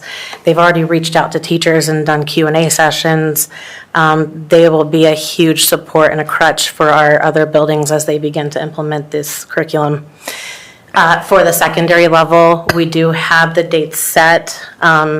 For that training, it will come in. It'll be an in-person training, which I think is huge. It'll be personable for them, and it'll go over like what the videos are, the purpose of the SEL curriculum, and what their components will be.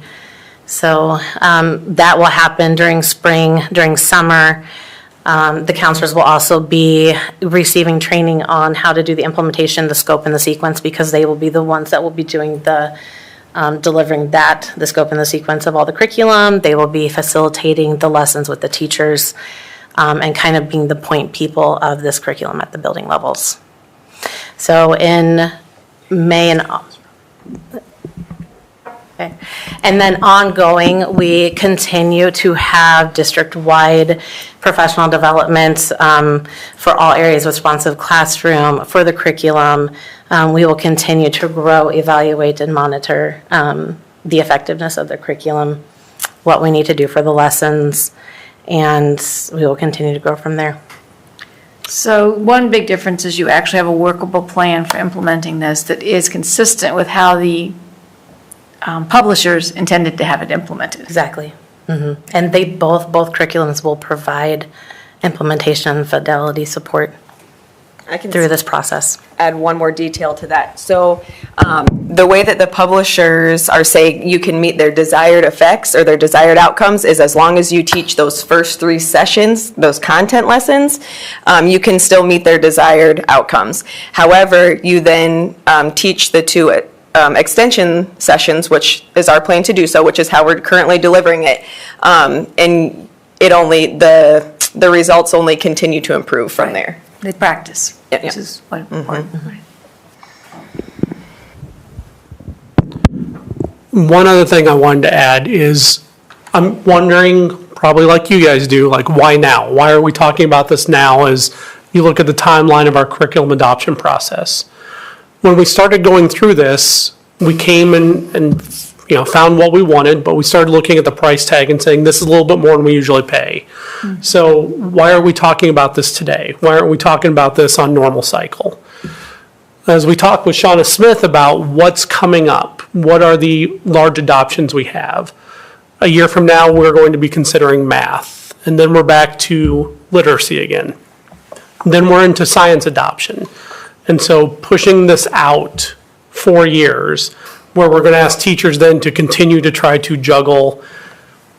Teachers and counselors, you're going to have to use what we have and pull from every resource, even though it takes 3, 4, 5 amounts of time to do that. That's the responsibility we're going to put on you. We didn't think was a fair ask of them. So that's why we're asking for your consideration tonight. And this is basically approximately $500,000 over 5 years. Over 5 years. Yes. So it comes out to about $20 a year per student, approximately. Usually we would have a presentation for information and then come back and ask for you to make a motion or consider a motion. Given some of the asynchronous learning we're going to be launching very soon with teachers so that they are making up the time that they have, we are going to ask tonight for you to consider taking action on this tonight. So we are asking the board to approve the 5-year agreements with Fly 5, In Control, and Can Do You for the total of $482,022. Questions? Shauna, how does this fit in with the overall curriculum budget as we move forward?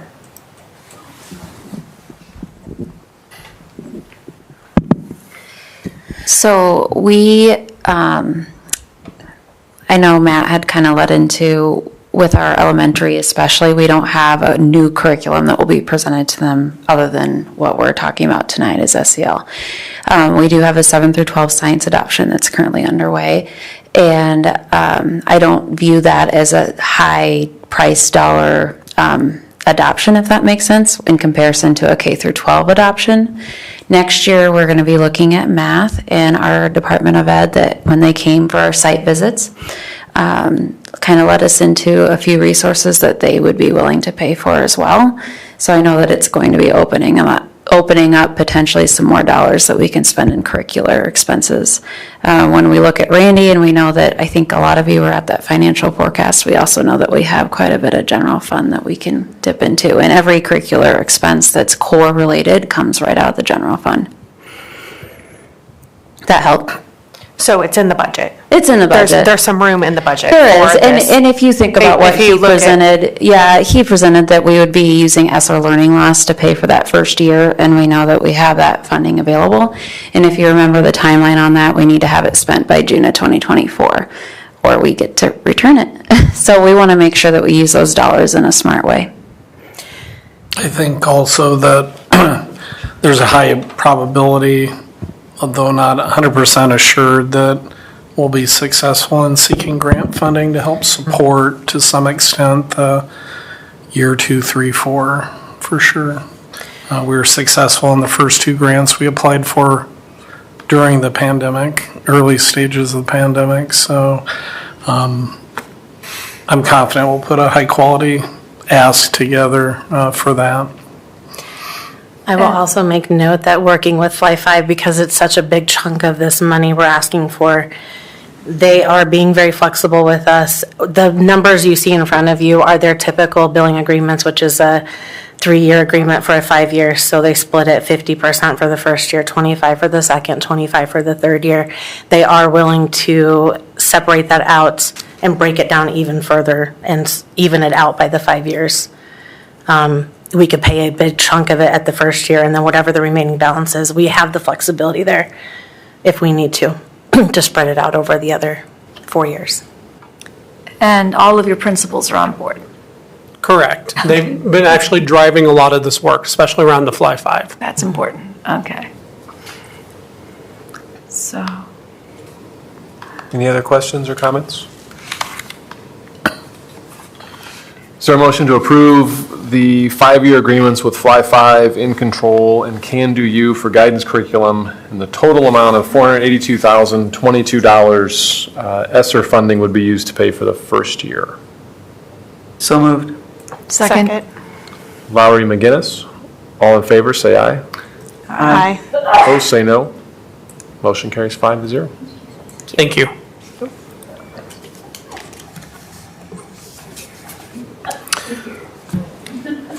So the next topic has to do with audio enhancement and audio visual implementation for Marshalltown High School. Some of you may be aware, come on up, that a number of years ago, prior to the pandemic, we started implementing audio systems across all 6 of our elementary schools.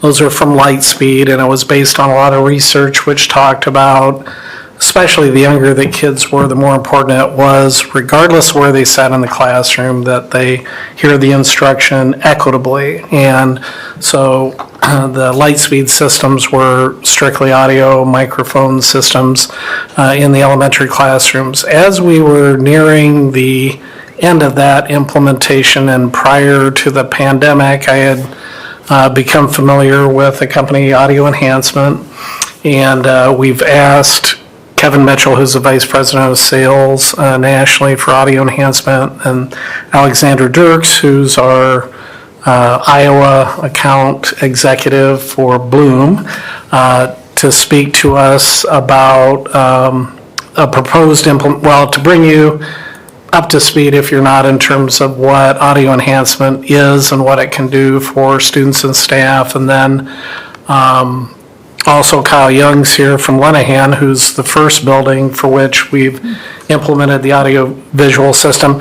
Quite honestly, I was a little bit gun shy at going down this road prior to the pandemic because since it does incorporate video in classrooms, I was really concerned about what our teacher reaction to having those systems in the classroom 24/7, Big Brother type of mentality. And of course, after the pandemic hit and we were jumping buildings into hybrid and stuff, I was kicking myself for not having the capability for us to live stream the classrooms as kids were home at the secondary level particularly. So thanks to ESSER funding and our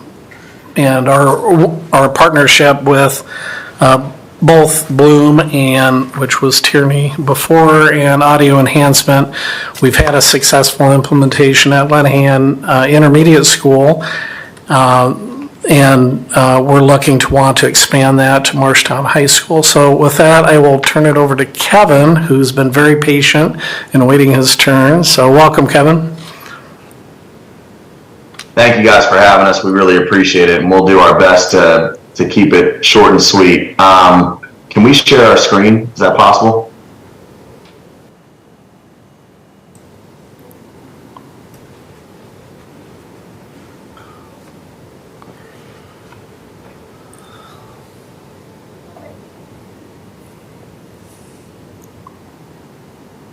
You should be able to now. Go.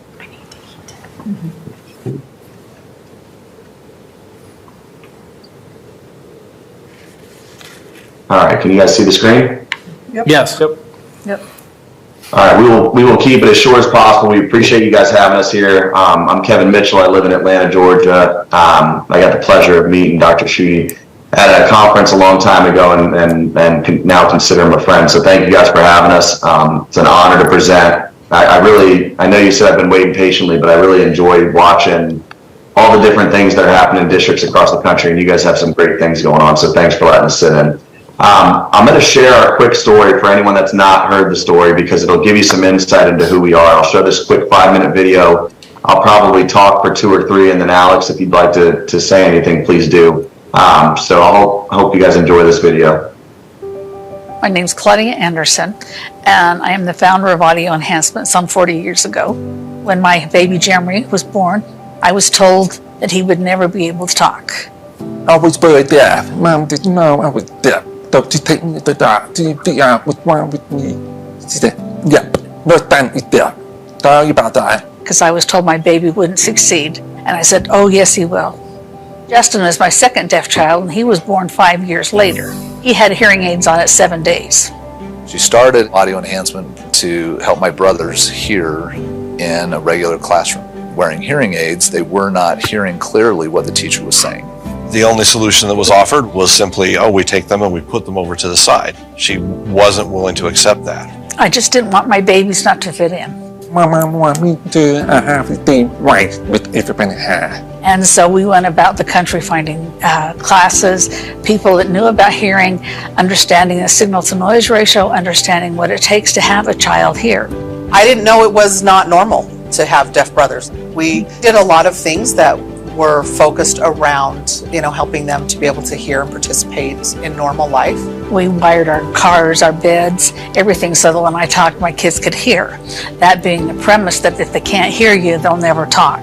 It means a lot to me because I know how much my mom invested in me and my brother Jeremy. It was so hard for many years to try to get down to them on me, have hearing, have them do them everything. I started learning to hear the sound. I could tell where the sound come from. And then now helping to how to speak as well. With her ingenuity, she went in to find a way to put a microphone on a teacher and to get that sound signal so that my brothers could hear what their teachers were saying no matter where their teachers were in the classroom. Everybody wanted to sit by Jeremy and Justin. And the teachers, they could hear what was going on now, so they could see the difference. Audio enhancement makes everyone in that classroom or around the room be able to hear the teacher and get direction. And that's what we want. We want our students to know what they're expected to do. The lanyard is awesome because it provides the microphone for the voice amplification. All students now have more opportunity to really understand and hear their teacher despite whatever challenges they might personally face. The engagement in the classroom is different. You notice how students' attention is more focused on the teacher, how the kids are able to better participate in classroom instruction because they can adequately and accurately hear what the teacher is saying. I'd like to sit more toward the back, so now you can hear from every direction. From the front of the room, from the back of the room, wherever they are, makes it much easier for my students to hear me. It helps me really keep students on task and make sure they're staying engaged in their groups as I'm moving around from group to group. I'm using my conversational tone and I'm able to make my student understand what I'm trying to say to help them really be successful in school.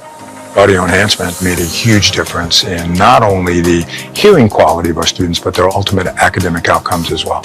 So when we look at teachers being able to amplify their voices, being able to use technology to begin and end class, it just becomes magic. Growing a family company has been a great experience to continue on the legacy that our mother built. It's very synergistic. It works out extremely well. It's kind of a dream come true. So what a marvelous thing it is for the family.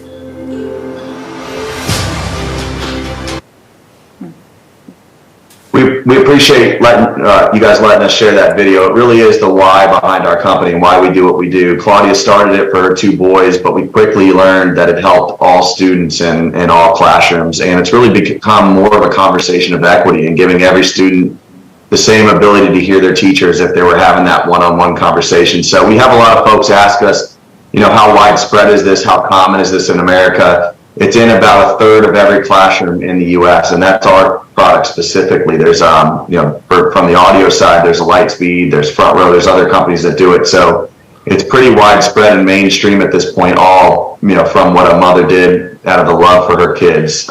It's really grown significantly.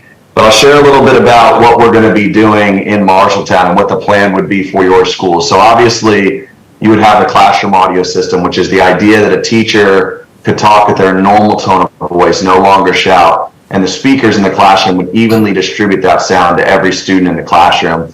Unbelievable impact on ELL students, unbelievable impact on student achievement, just simply because if you can hear your teacher clear, and you'll understand and retain more knowledge from that classroom, you'll perform better. So we've been doing that since 1978. Obviously, the technology's changed quite a bit over the years, but still based on that same core concept that every student in the classroom should be able to hear their teacher. So part two is really going towards the hallways and common areas of your schools where that same audio system is now providing the bells, paging, and intercom for your schools. So the ability to use those same set of speakers and easily send a message out in the event of an emergency, or easily send a message out if there was a lockdown, or just simply a bell tone or a page to get Johnny to come to the front office for his mom being there.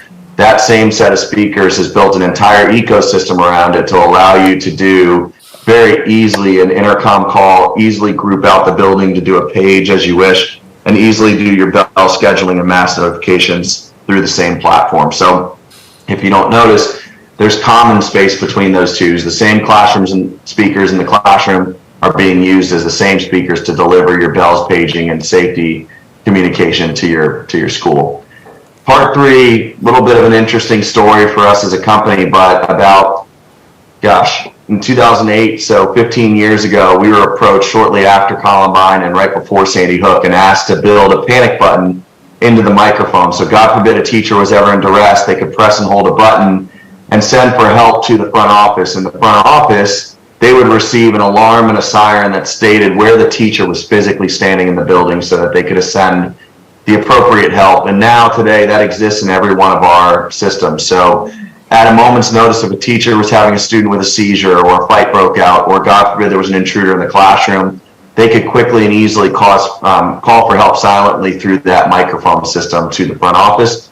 The front office would not only know where they're physically standing, but would see a live feed into that classroom and be able to send the appropriate help at a moment's notice. And then the final piece, as Dr. Shi brought up before, is the view path and the camera in the classroom. And truly, we released this in 2012, not because of a pandemic, but because there was a need to have eyes in the classroom if there ever was a safety and security event. And when we first put these cameras in, I remember there was a lot of pushback and hesitancy from teachers because they didn't want the feeling as though they were being big brothered or they were being spied on. And what was interesting to us is we learned at the end of that year that teachers wanted control of that camera because they wanted to record their content and provide lessons to students anywhere at any time. They wanted to watch themselves teach so they could improve their practice.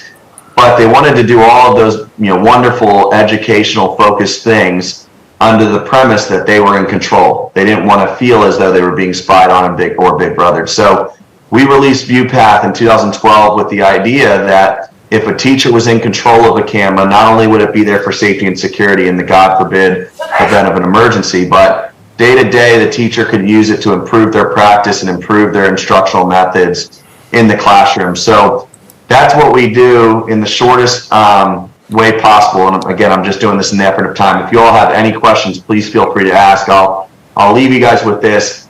When we go across the country, the two most important priorities of every district in the nation is that their students come to school and learn, and that they leave school safely. And I don't know of another product that can do both of those things within the same tool. So we're trying hard to help improve the academic achievement within the schools in Marshalltown and provide a safer, more embracing atmosphere for learning. So thank you guys for letting us share. Alex, David, if you all want to say anything, please do.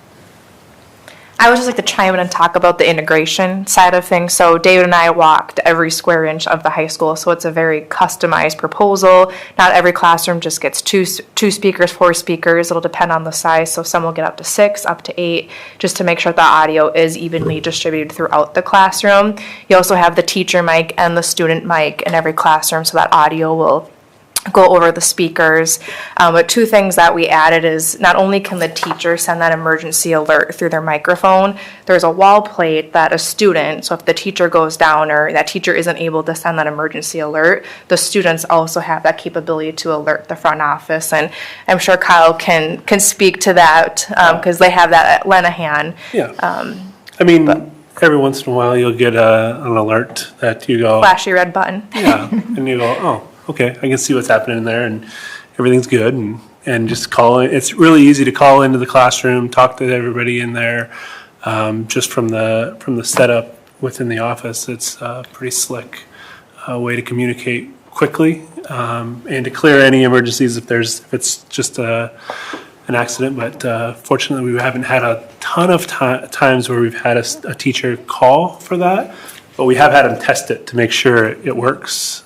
So we know that they don't have to be within their classroom in order to use that. They can still communicate with the office and get help in an emergency situation. And I would like to give Kyle and his team props. They're one of the top districts in enhancement for the camera usage. So yes, it is there for the safety reasons, but those teachers actually record their lessons, upload lessons for students to access to give that peer-to-peer feedback and professional development across the building. And I think that's probably been one of the best uses of it, has just been for teacher reflection and teacher collaboration. And for me personally, to observe classrooms, like teachers will set up times for me to observe, and they can also just record it. So we don't have to like coordinate our schedules to make it all work. We can say, just record it. It's way more authentic too, as an observation piece. Instead of having me sit in the back corner of the room, I can just sit from anywhere, and we can have a good conversation about the lesson. And they can reflect on the lesson themselves as well by watching it back, and we can watch it together. It's been a really neat tool for observation as well as collaboration and just personal reflection. And one last thing I would like to add is I was actually at Lenahan in one of the sped ed rooms, and they had a student who will get kicked out of class quite a bit, but that student came into that room, and his teacher at the time, or his para, grabbed his Chromebook, logged him into that class, put his headphones on, and he was viewing the live stream of what was going on. So it wasn't fun no longer get kicked out of class. He was still having to participate that day. And I like that moment has just stuck with me ever since, because that was a whole different use of the system that I didn't think of. Yeah, That's really cool. It'd be really nice for national board certification too, because you have to record so much to get that perfect 20-minute spot. We had an opportunity to test some things out with it last year as well. We had a long-term subbing position that was difficult to fill, and really didn't fill, and so we set up a schedule where it was a fifth grade literacy classroom, and I'd be like in there, but I was like, I know right next door there's a way better literacy teacher teaching the same lesson.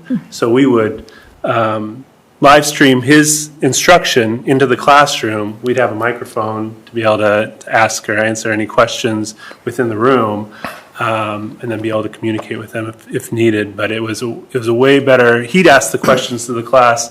I'd turn and get the answers from the students, and we'd be able to have that conversation. It was a way better use of time than me trying to teach the lesson. It's amazing. Amy has been intimately connected with this project as well. Unlike the Lightspeed, which was a little bit easier for our Buildings and Grounds department to handle with just the audio part.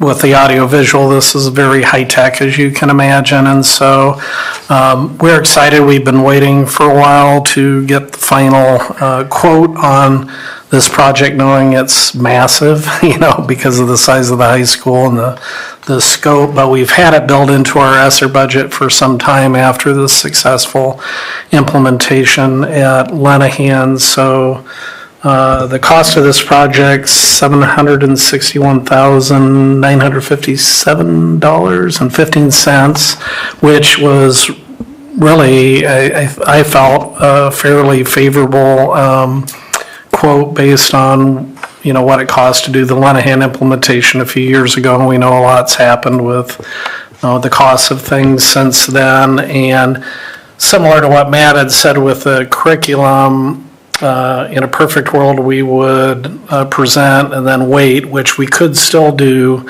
but time is of the essence to ensure that the equipment will be here in time, and that we have enough time in order to do the installation so that we can be up and running for the beginning of the 2023-2024 school year. Again, I had sought ESSER special approval 2 years ago when we sought to do the Lenahan project, and so we've got the green light as far as the use of those funds. It's been built into the budget. We just need board approval to move forward. And sorry, one more thing I want to add is this does include professional development for the teachers to understand how to use their microphone, how to use the ViewPath, software and record their lessons and all of that. That sounds really interesting. I just had a question on maintenance, because how long have you had it at Lenahan? So our second year. Second year, and so it's pretty new to figure out anything about maintenance. What do they do as far as maintaining the microphones, the microphones equipment? are pretty easy to maintain. Essentially, they come with a USB little plug-in on the side, and you just plug them in to charge them. Same plug-in that you can use for the teacher mic that you use with the student mic. Most teachers just have them kind of set up either by their desk or. I used it when I volunteered there for the orchestra. Yeah. So it was very easy to use. Yeah. Yeah, and so, but you haven't had problems with having to replace the mics or? No. And audio enhancement does have a 5-year warranty, so it's, we have Janet is the tech at Lenahan, and she's fully trained how to support the system. So if there is an issue with the battery, we're able to, get that shipped out. We also will have 5 batteries that will ship with this system to make sure that, there's no downtime, that you have that replacement battery to put in the microphone.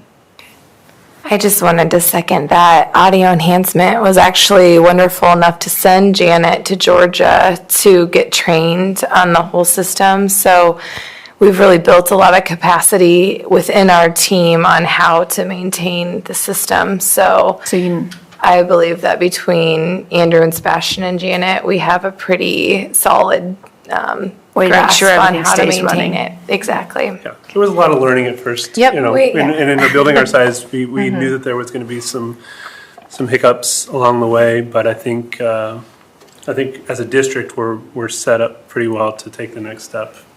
I don't think I even knew about the video, but I found the audio really nice when I was in there. Yeah. It does. It works. The thing that's nice about it is it just works.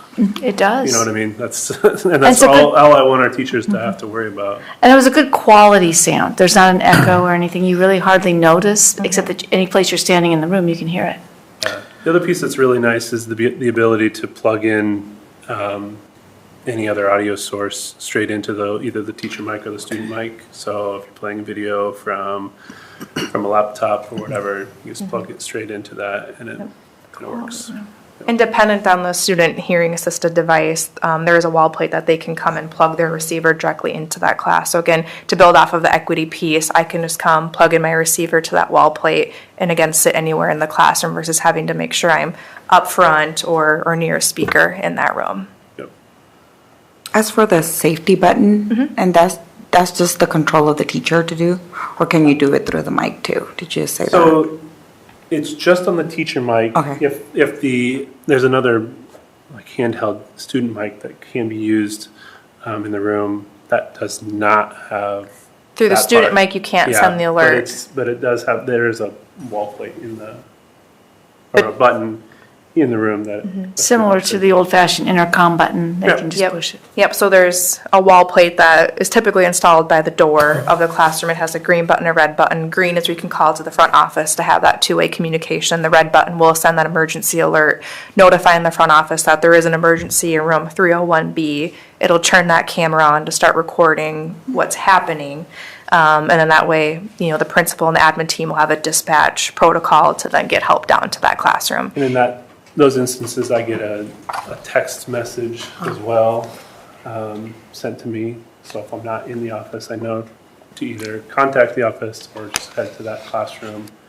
Like I said, it's not heavily used.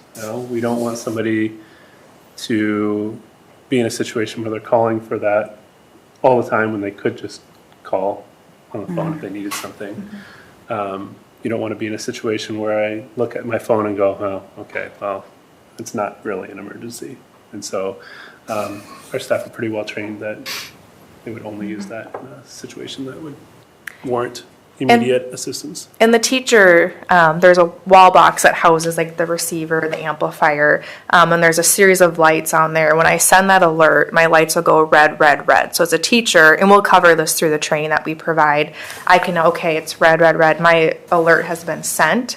As soon as that the office acknowledges that my alert, help is on the way, it goes to red, red, red to green, red, green. So I can say, okay, I know it's going to take them 20 seconds for someone to get to the front office, to my classroom. You can try to remain calm and, continue to, try to de-escalate the situation or whatever is going on in that classroom. So you can tell the kids someone's on the way. Yes. So you said that once the button is pushed, then the video starts. So video doesn't run all the time? Correct. No. Only when it's programmed by the teacher or when the button is pushed? Correct. Yep. So what's our longer-term plan for, this is at Lenahan today only, right? That's the only place we have anything like this implemented right now. Lenahan has it, the high school's getting it. We've evaluated based on the current situation at Miller, and based on that evaluation, we deemed it more appropriate to go to the high school before we take a look at Miller, and we'll be taking a serious look at Miller, and we have other issues to consider as far as that facility is concerned. And building standpoint. yeah, and if we did something significant, we could simply build this into that project, and then we'll seriously consider as we look to replace the audio systems that currently exist in the elementary, the possibility of putting audio-visual in there as well. Okay. Because the elementaries all have Just the audio. the classroom audio. Yep. Right. Yeah, so they have, because they have the teachers have the Right. microphone with the classroom audio. Right. Right. Okay. I was gonna say, I thought I saw this in a previous visit, at least that piece of it. So, Yeah. okay. Any other questions or comments? If not, is there a motion to approve the contract proposal for audio enhancement at Marshalltown High School in the amount of $761,957.15 as presented? Move to approve. Second.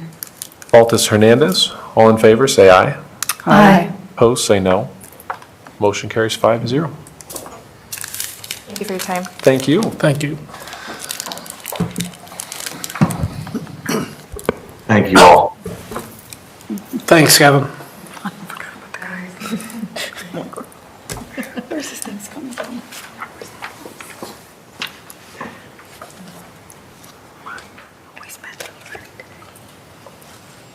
All right. Looks like Amy's getting Christy Wick set up. Christy Wick is from Hogan Hansen, and she's going to be reviewing our fiscal year 2022 audit tonight.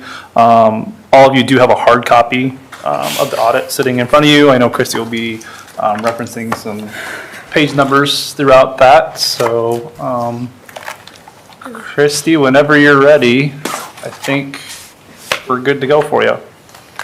All right, sounds good. Can you hear me okay? Yes, we can. Great. All right, yes, my name is Christy Wick, and I'm coming to you from Mason City. I'm with the accounting firm of Hogan Hansen, and tonight I'm presenting the audit report for the fiscal year that ended June 30th, 2022. I'm just going to highlight a handful of things throughout the report. If you have questions on anything else, or or something I'm talking about, feel free to just chime in and ask. Otherwise, at the end, I'll take some questions as well if you have any. First off, if you want to turn to page 2, the report.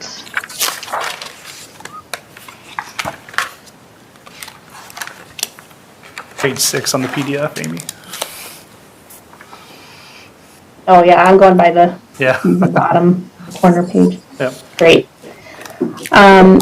So here's the first page of the independent auditor's report, which is the report that we give on your financials. The second paragraph down is our opinion, which I'll read to you.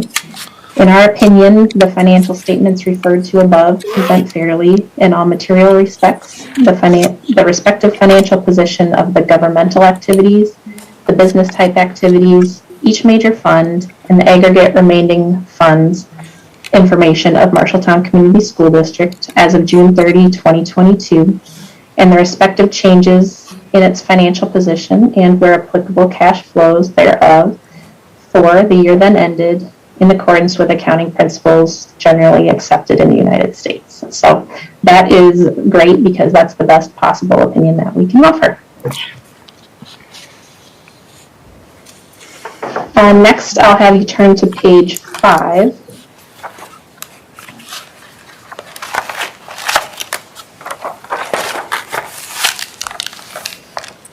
And what we have here, actually on pages 5 through 14, is what's referred to as management's discussion and analysis. If you've heard me present before, this will be repeat, but if there's any newer board members there, then this is meant for them. I always recommend this as if you're going to read anything in this entire report, I would recommend reading this. The reason being is that it's really quite comprehensive and covers pretty much everything that's in the rest of the report.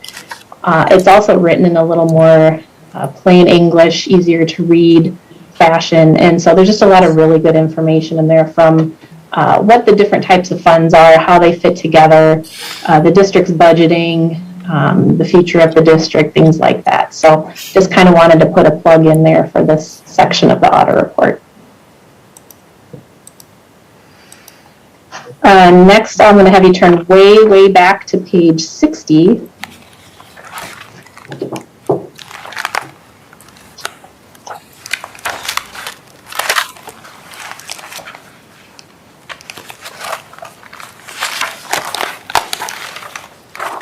Okay. And this is another page that I like to point out, purely because it's just a really good snapshot of 10 years worth of information from the district. It's highly summarized. And if you like to look for trends or look back at some historical data, it's just really a good tool to use.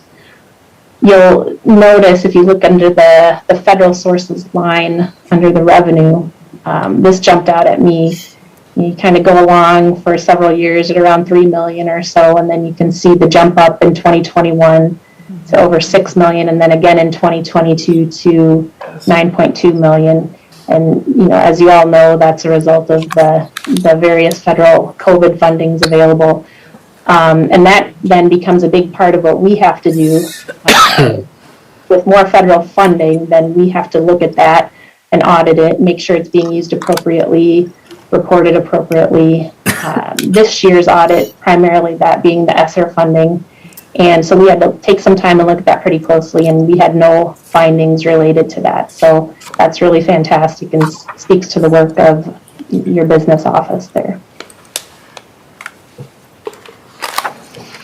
Okay, next I'll have you turn back to page 69.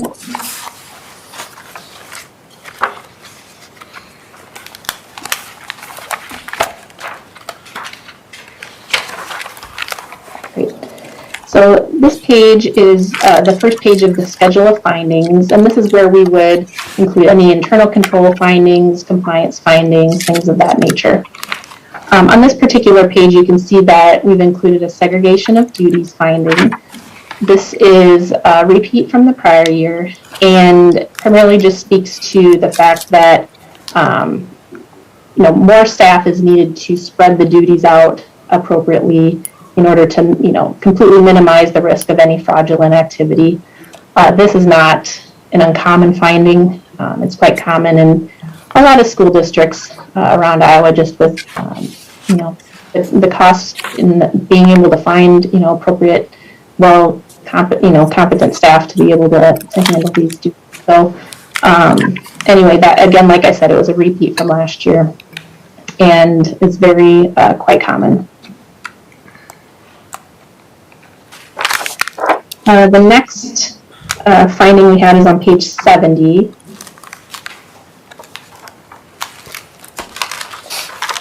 This, I would say, is maybe less of a finding, but just more of something we have to disclose in the compliance section. A third of the way down, you can see part 4, other findings related to statutory reporting. And the only item we had in this section is item 22, Roman numeral 4D. Here we just have to list out the business transactions that are done between the school and an employee or official of the school. And you can see there was just one relationship that we disclosed there for engraving services for just a little over, or just under $8,000 there.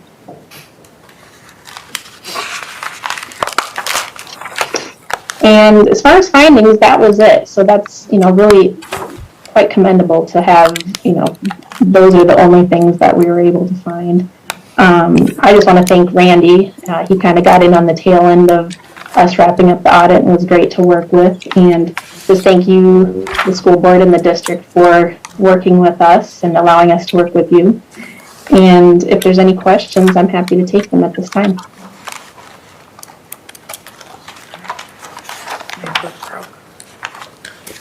Looks like you're in the clear. Okay. Well, I want to thank Christy for all of her patience tonight. We were a little behind schedule, so I appreciate your patience and hanging out with us to give us a review of the audit. You bet, no problem. Well, if there's no other questions or comments, we do need a motion to approve the fiscal year 22 audit as presented. Move to approve. Second. Lowry Faltis. Lowry Stanley. You were the only one who didn't say anything. We'll go with Stanley. All in favor, say aye. Aye. Opposed, say no. Motion carries 5-0. Thanks, Christy. Yep, thank you.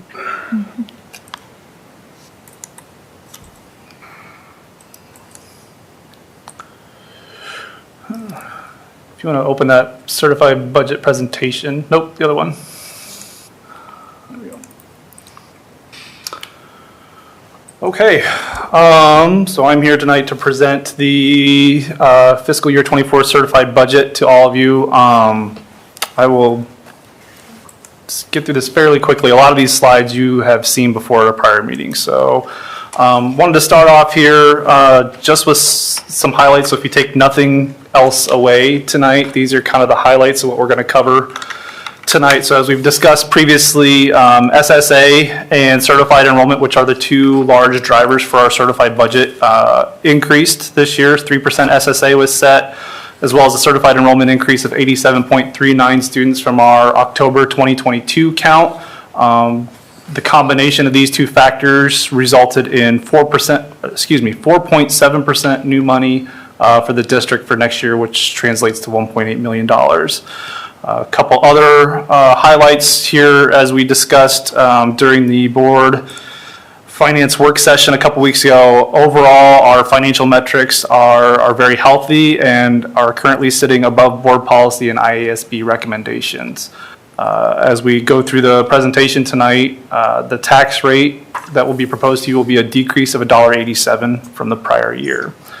A couple other items just to keep on your radar. They're not good or bad.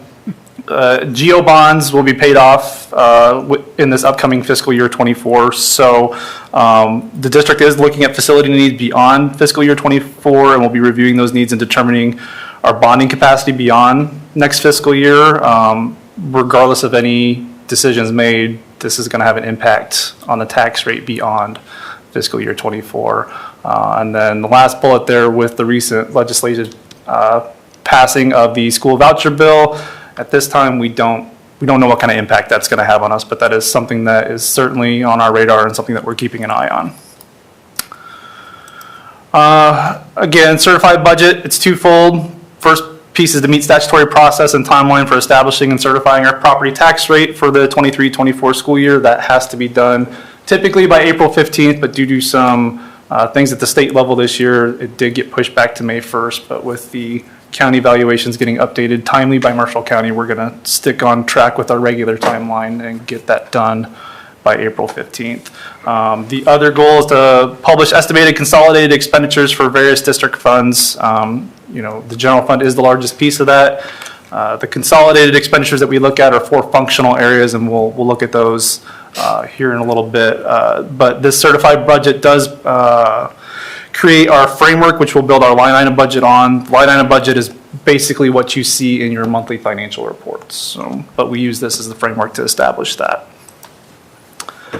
Again, as we talked about, certified enrollment and SSA are 2 big drivers. With the SSA increase of 3%, we're looking at an increase of $222 per student heading into next year, which is a total regular program district cost per pupil of a little over $7,600. Next slide. Again, this is one that you've seen before. As we've discussed, the certified budget process goes through an aid and levy formula, which is over 400 lines long. You as a board have discretion over 6 of those lines. So as we reviewed, one of those lines is our dropout prevention program, which was approved this last December. For next year, that's a little over $1.5 million. We also have an instructional support program, which is currently set at 10%, which also has an income surtax piece tied to that. That income surtax piece is a mechanism that we have to help alleviate some of the burden on the property taxpayers and shift that to income taxpayers. It's a way we can balance out the budget and spread the wealth a little bit. We do have cash reserve levies that in normal years we can utilize. However, due to our overly healthy financial conditions and the way the formula works, those are not mechanisms that we can utilize this year, which that's not a bad thing. That just means that again that we are healthy, financially stable. And then the last piece is the management fund. That's what we use for our property casualty insurance, early retirement, and things of that nature. Next slide. Oops. As we've discussed before, this is again, these next couple slides are what you've seen before. The tax rates are a function of the district's taxable valuation of property. As we've discussed before, a district with a lower valuation per student, such as what we have, will have a higher tax rate than a district with more property value. The high property value comparison is usually the Okoboji School District. Due to the operation of the foundation formula, a majority of the district's tax rate, as we've discussed, is not subject to local discretion. So a piece to point out and remind folks of too is that since tax rates are a product evaluation, it's still possible for taxes to go up even if your levy doesn't, just because your valuations may be increasing. So on the next slide here, you can see our trend. Again, this is a slide that you've seen before, so I'm not going to spend a whole lot of time on that, but you can see the increase in valuations that have gone up over the last several years. And then next slide, again, this one's a repeat as well, just painting that picture for our taxable valuation per student. You can see for this current fiscal year, we're down in that 221 range. We are currently the 7th lowest district in the state for that, Atalma being the lowest. We mentioned Okoboji being the highest that used to be, but now it's Laverne. Okoboji has dropped to number 2. Next slide. The nice thing about the formula is that there are some property tax relief provisions that are built into the formula. We have the Peter, which utilizes SAVE funding to help offset some of the property tax burden for taxpayers. And then there's also the PTRP, which was established back in fiscal year 14. For the upcoming year, that's a $201 per pupil relief that you will see for that. And then there's also a property tax adjustment aid that originated back in 92. I'd like to remind folks again, this is not new money to districts, but it's rather state dollars being used to help buy the property tax rate down. So on the next slide, you'll see just some numbers there of what these property tax relief provisions have meant for the district over the last few years. In total, it's been about that $2 to $3 range in property tax relief that we have seen because of these provisions that are in the formula. On the next slide, I just wanted to break out, here's how the total tax rate for next year kind of breaks out into. That large piece is the general fund. That is completely formula driven. Then you'll see the next largest piece is our debt service levy for our GO bonds next year. And then you have dropout prevention, instructional support, management, Pearl, and then our regular and voted PEPLs there. But on the next slide, which I think is a little bit more of a nicer picture to paint, you can see just how much control we have over the tax rate. So 51.48% is completely controlled by the formula, 15.67% is by the voters, and then you as a board control 32.86% of those. So I'm not going to spend too much time on those, but you guys can look at those graphs and kind of see how the tax rate breaks down. Next slide. This is one that you have seen before. Again, for a resident of Marshalltown, there are several taxing authorities, not just the school district. We do have the city of Marshalltown, the college, the state, assessor, ag extension, as well as the county. I was able to update last week. So on the far right, you'll see the proposed FY24 rates on there. Ours is highlighted in green. Next year, our rate is looking at going from $17.86 this current year to $15.99 for next year. I was able to confirm through budget publications all of the other taxing entities with the exception of the city. I did talk to the city finance officer last week. $16 is in there for the city right now. That's what they're bringing forward at their next meeting on the 28th.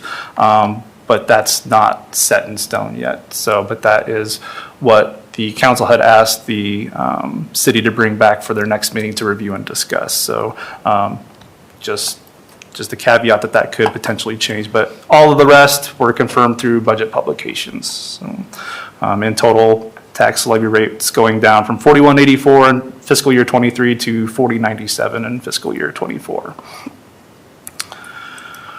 So this next slide, this is what is actually going to be published in the paper and what we'll be looking at a public hearing on. So those yellow highlighted areas, those are the total functional pieces that we look at, and that's also one of our finance reports that you see every month that we monitor throughout the year, making sure that we're not overspending in any of those functional areas. If it does look like we're projecting to overspend, we can do a budget amendment. When a budget amendment is done that doesn't levy additional taxes, it just, you know, when you're doing these estimates a year plus out. So there are times where it's mostly common. So in that bottom total other expenditures line, that's where your construction budget lies. So if you have summer projects due to timing, or, you know, we had an influx of ESSER funding a couple years ago where construction was funded with, you have to do budget amendments to adjust those line items. And then the next slide, this is a worksheet that's part of the budget process that we will submit with our budget. This is just our, with this budget piece, one of the functions of that is that we re-estimate our current year, which is fiscal year 23, and then we estimate out for fiscal year 24. And then we submit those worksheets with our budget when we file that with the Department of Management and County Auditor. Overall, looking at ending fund balances, you know, we're seeing a slight decrease from fiscal year 23 to fiscal year 24, but again, with our healthy financial metrics, you know, there are some areas that we need to spend down, and then also some of that is due to construction with the upcoming stadium project. So we have some money that's sitting there left over from a previous project. We're going to spend that down as we move forward with the stadium project, which is playing a part in that balance decrease as well. And then the next slide is just a nice little chart I like to use to show you know, those ones highlighted in yellow, those are the ones that we're levying taxes for, and that's where the majority of the certified budget process comes into play. But those other funds are other funds that we have that are self-sustaining funds that have their different revenue sources and uses for expenditures. So a lot of times someone will ask, well, how can we pay for a stadium, but we can't pay for you know, this curriculum purchase over here? And it's because they're being paid out of these different buckets. So this is just a nice summary slide I like to use to just kind of break down what's allowed to come in and out of each fund. And then lastly, just next slide there, Amy. This is just a quick summary breakdown. It's a little bit easier to read than that previous slide of what's allowed in each of those funds that were not highlighted in yellow on the previous slide. So we have our student activity fund, which is obviously for our extracurricular student activities. Our nutrition fund, that's Lynn and her department for, obviously serving lunches and breakfast to all of our kids. We have our self-insurance fund. We are fully self-insured, which we'll go over that here on the next agenda item. And then we do have some scholarships that are set up in fiduciary funds. So I went through that pretty quickly, but I will entertain any comments, questions. Action item in front of you tonight will be to set the public hearing at our next board meeting for April 3rd. We have the publication scheduled to go into the paper this week. With the board's approval tonight, we'll publish that $15.99 tax rate, have a public hearing on April 3rd, and if everyone is in support of that, we will adopt the budget then on April 3rd as well, so that we can turn around and get it submitted for next year. Are there questions for Randy?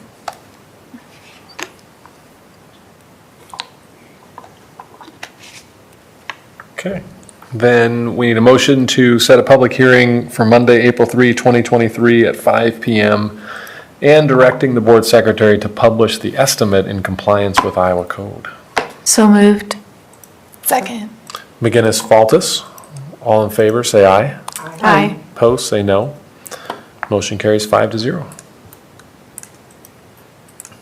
Okay.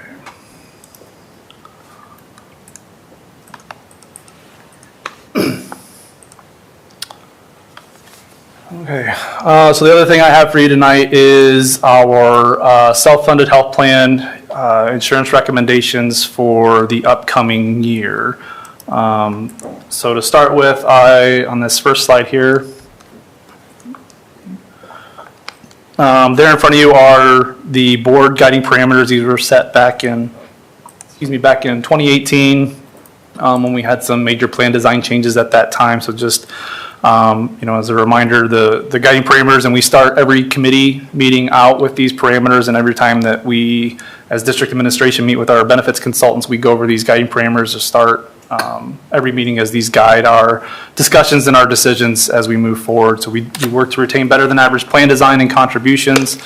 We want to incent good consumer behavior, incent greater use of our flex spending accounts, ensure our plans are solvent long-term. We want to bend and reduce the trend of healthcare so that we can ideally have zero or minimal increases year over year. And then, of course, we want to ensure that we're in compliance with all state and federal regulations.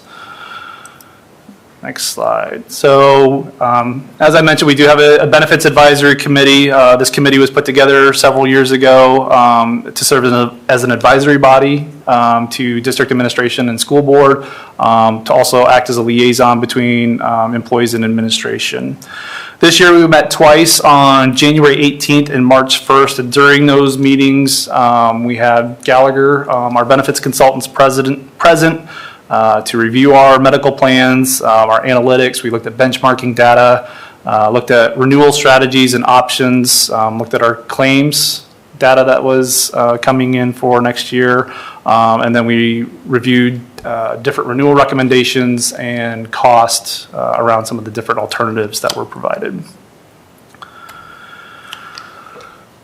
Next slide, that's a busy slide, but that's just a quick snapshot of our current health plan offering. So just in short, we do offer two plans. The first one is a Blue Advantage HMO plan, which is a $500 single deductible, $1,000 family deductible, and $1,000 single family, $2,000 family out of pocket. So those are usually the two lines that we look at more closely when reviewing our health plans. Second item you'll see there is the Blue Choice POS plan. This was just implemented this fiscal year. And with that one, there's a single $1,000 single deductible, $2,000 family out of pocket, or $2,000 family deductible, and then a $2,000 single out of pocket and a $4,000 family out of pocket. So that's just a quick snapshot of our current plans. Next slide, just some quick statistics. We do currently have 656 employees enrolled in our plan. And then when you count their family members, that's over 1,100 individuals covered. 60% are on the Blue Advantage HMO, 40% on the Blue Choice POS. Out of our folks covered, 76% are single, 5% are the employee plus one, and then 19%, on family. And then our current plan year cost is $6.9 million. Our cost sharing is the district's paying 92%, while members pay 8%. As we were looking at the data, our per employee per month claim costs are increasing, and we are continuing to utilize ESSER funding for COVID-related costs, which is helping keep some of those costs down to an extent. So when I first got here in November, within the first 2 weeks, I was delivered the wonderful news that we were looking at a 20% renewal heading into next year. I instantly scrambled to find a way to blame it on Paulette, but couldn't. So it's what it is. The increase is due to two major items. First one would be high cost claims. Those are claims that are over $10,000. They're trending much higher than they have been in prior years. When we looked at year-to-date data, our high cost claims were almost double what they were this time last year. So between that and then just plan utilization in general, reaching back to pre-pandemic levels, that's why we were seeing initially that 20% increase. And that 20% was with no plan design changes whatsoever. But we, as the committee met, we considered numerous changes. We looked at pharmacy design. We discussed moving to one plan. We talked incremental changes, but overall, we wanted to remain sensitive to the impact that the pandemic and labor shortages and just inflation and everything in general is having on everyone else. So on the next slide, you will see, after a lot of productive discussion, the recommendation that was put forth was to slightly increase the deductible for both plans by $250 for single, $500 for family, increasing the out-of-pocket max by $500 for single, $1,000 for family, and then the prescription out-of-pocket max seeing a decrease of $500 for single, $1,000 for family. Recommending a change in our prescription plan from a copay tier structure to a 30% coinsurance structure.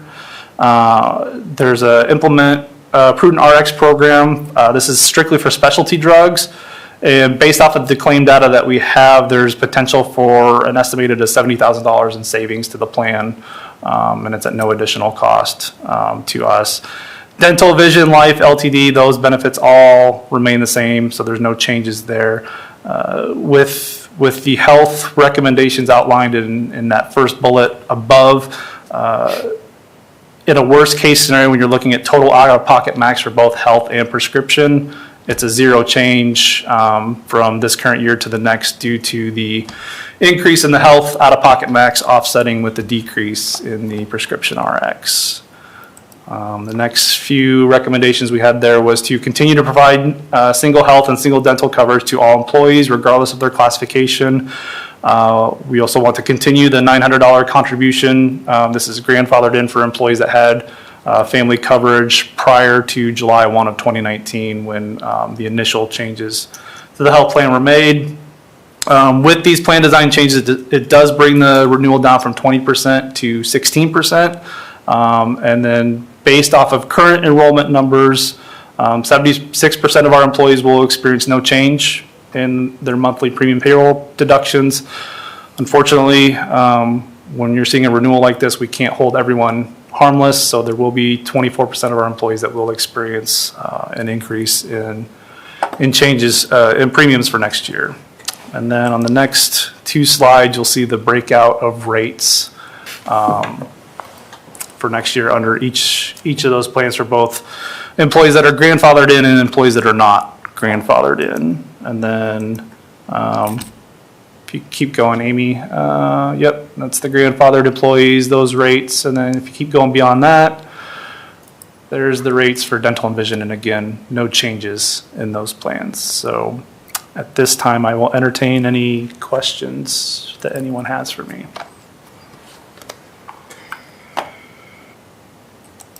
You said a committee was meeting to go through all of this. Was there a board member? Yeah, on your yep, committee? Sean and Sarah are on that Okay. committee, yep.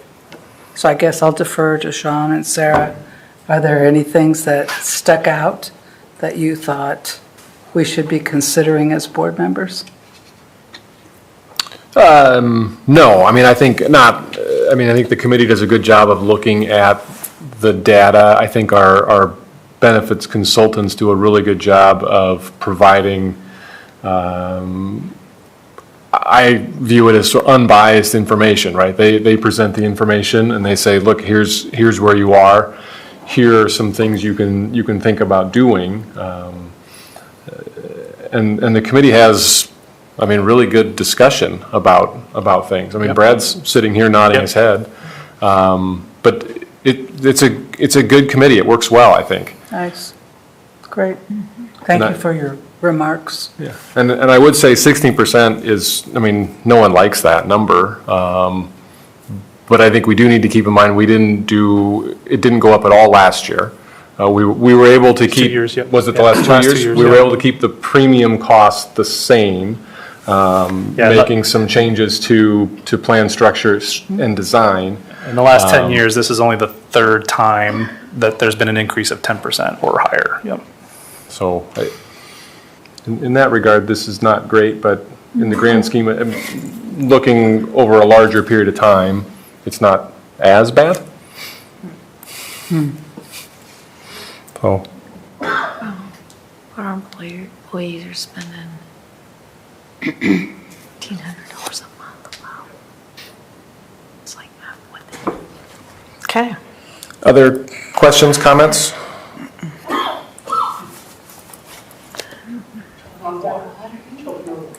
If not, we need a motion to approve the proposed changes to the self-insured health insurance plan and cost sharing for the 23-24 plan year. Move to approve. Second. Faltis Hernandez, all in favor, say aye. Aye. Opposed, say no. That motion carries 5-0. All right, Dr. Ryan. I will be quick, mark my words. Alrighty, I have 11 action items. Hey, real quick before you start. Yeah. Do we have to do these all? Yes, I can we do tried to these get in around one that. vote, or can we do them separately? All right, I was just checking. Okay. I will say anything that I would say is already in there in text, and it's also on your 2-page document, so I do not have anything to add here, really, so. On each of these first 4, you'll see a tentative agreement. That's what we have with the union, where both parties have agreed to the agreement. And then also you'll see the new master contract listed there with those changes incorporated into them. Okay, so starting with operation, maintenance, and full-time transportation personnel, are there any questions for Dr. Ryan about that agreement? If not, is there a motion to approve that agreement as presented? Move to approve. Second. Lowry Faltis, all in favor, say aye. Aye. Opposed, say no. That motion carries 5-0. The nutrition professionals, are there any questions for Dr. Ryan with regard to that contract? Hearing none, is there a motion to approve the nutrition professionals tentative agreement as presented? So moved. Second. McGinnis, Stanley, all in favor, say aye. Aye. Opposed, say no. That motion carries 5-0. What I will say about the paraeducator, the only difference here is this new wage scale would be effective April 1st. All the other agreements are effective July 1. This one would be April 1st. Any questions about the paraeducator professionals tentative agreement? We need a motion to approve that agreement. So moved. Second. Was that you? Lowry Faltis, all in favor, say aye. Aye. Opposed, say no. That motion carries 5-0. The Education Association tentative agreement. Any questions? Any comments, Dr. Ryan? Nope. Okay. It's all on. I have a question. Is this the Education Association? Yes. The teachers? The teacher teachers? union. Yes. Okay. Thought so. Just wanted to clarify. Thanks. Is there a motion to approve the Education Association tentative agreement as presented? So moved. Second. Faltis Hernandez? Yes. All in favor, say aye. Aye. Opposed, say no. That motion carries 5-0. So the next several are not unionized groups, but these are kind of what we consider the meet and confers. Or if they don't have a meet and confer, just the general agreement that covers these employee groups. So the transportation meet and confer, are any questions about that? Now, is there a motion to approve that proposal that recommendation as proposed? So moved. Second. McGinnis Hernandez, all in favor, say aye. Aye. Opposed, say no. Motion carries 5-0. The quote, other hourly employees. Can you just real briefly explain who's in the other hourly group? Yep, IT technicians, the HR staff, the business office staff, bilingual attendance specialists, and youth counselors. They do not fit nicely into any other groups, and they're all hourly, so hence the other hourly group. Is there a motion to approve the recommendation with regard to the other hourly employees as presented? So moved. Second. Lowry Faltis, all in favor, say aye. Aye. Opposed, say no. That motion carries 5-0. And then the other salaried employees. So we have the IT employees who are salaried, and then the SRS, the school and student resource specialists in the buildings, the juvenile court liaisons, instructional design specialist, who is Dave Stanfield, the auditorium manager, the nutrition supervisor. So same thing, they don't fit nicely into other groups. They play nicely, they just don't fit nicely. Okay. Any questions about this proposal, or this recommendation, I guess? Nope, makes sense. Okay, is there a motion to approve that recommendation as proposed? So moved. Second. McGinnis Hernandez, all in favor, say aye. Aye. Opposed, say no. That motion carries 5-0. The secretary and administrative assistants. So this is the final hourly group, and you'll notice now that we will, if this is approved, we will no longer have any employee in the district, including substitutes who are making less than $15 an hour. Also for the secretaries and administrative assistants who work 12 months, this is not only a proposal for their wages, but then a return to the summer hours for part of the summer that is listed there. Oh, I see that. Are there any questions for Dr. Ryan? Is there a motion to approve the recommendation as presented? So moved. Second. McGinnis Lowry, all in favor, say aye. Aye. Opposed, say no. That motion carries 5-0. Teacher substitutes. This is a $5 a day increase. I'm really grateful for the board's support in all of these, but our substitutes also will be, we are already, I think, stand out locally amongst the other districts. This will put us even further ahead and really recognize all the great efforts that our substitutes put forth. So this is an increase in $5 a day for just the regular sub working every once in a while, from 140 to 145. And then earlier this year, you approved anybody who works more than 50 days in one school year, their per diem goes up to 160. This would increase that to 165. Any questions? I see. Is there a motion to approve the recommendation as presented? So moved. Second. Lowry Faltis, all in favor, say aye. Aye. Opposed, say no. That motion carries 5-0. And then we have a group of the full-time teacher substitutes. So those are full-time employees with benefits who work in a substitute type of role full-time. This would be a $5 increase a day for those individuals. So for those who hold an active, valid teaching license, it would be $180 a day. That's a $5 increase. And those who just hold the substitute authorization, that would be from $145 to $150 a day. So it's putting them slightly ahead of a regular substitute. And these are people that are doing like your maternity subs and those types of things? They vary building by building. So I do have a question, because on the previous one, those who substitute for school 50 days in one school year got an increase to 165, and now we're talking about for those with a teaching license. So these are the full-time subs who are full-time permanent employees, work every day, have benefits. So we're not, okay. Yep, so there are actual permanent employees versus a sub who works, as they So they have a choose. regular contract? They do not have a contract, but they do have a letter of assignment. They work for us. They just don't have a 279 contract. But we're paying them less than we're paying. They get full-time benefits, time off, Okay, paid time okay, off, okay. insurance, all of that. Okay. Holiday. Actually, no, they are like the teachers. They do not have holidays, but they do have paid time off and benefits. Okay.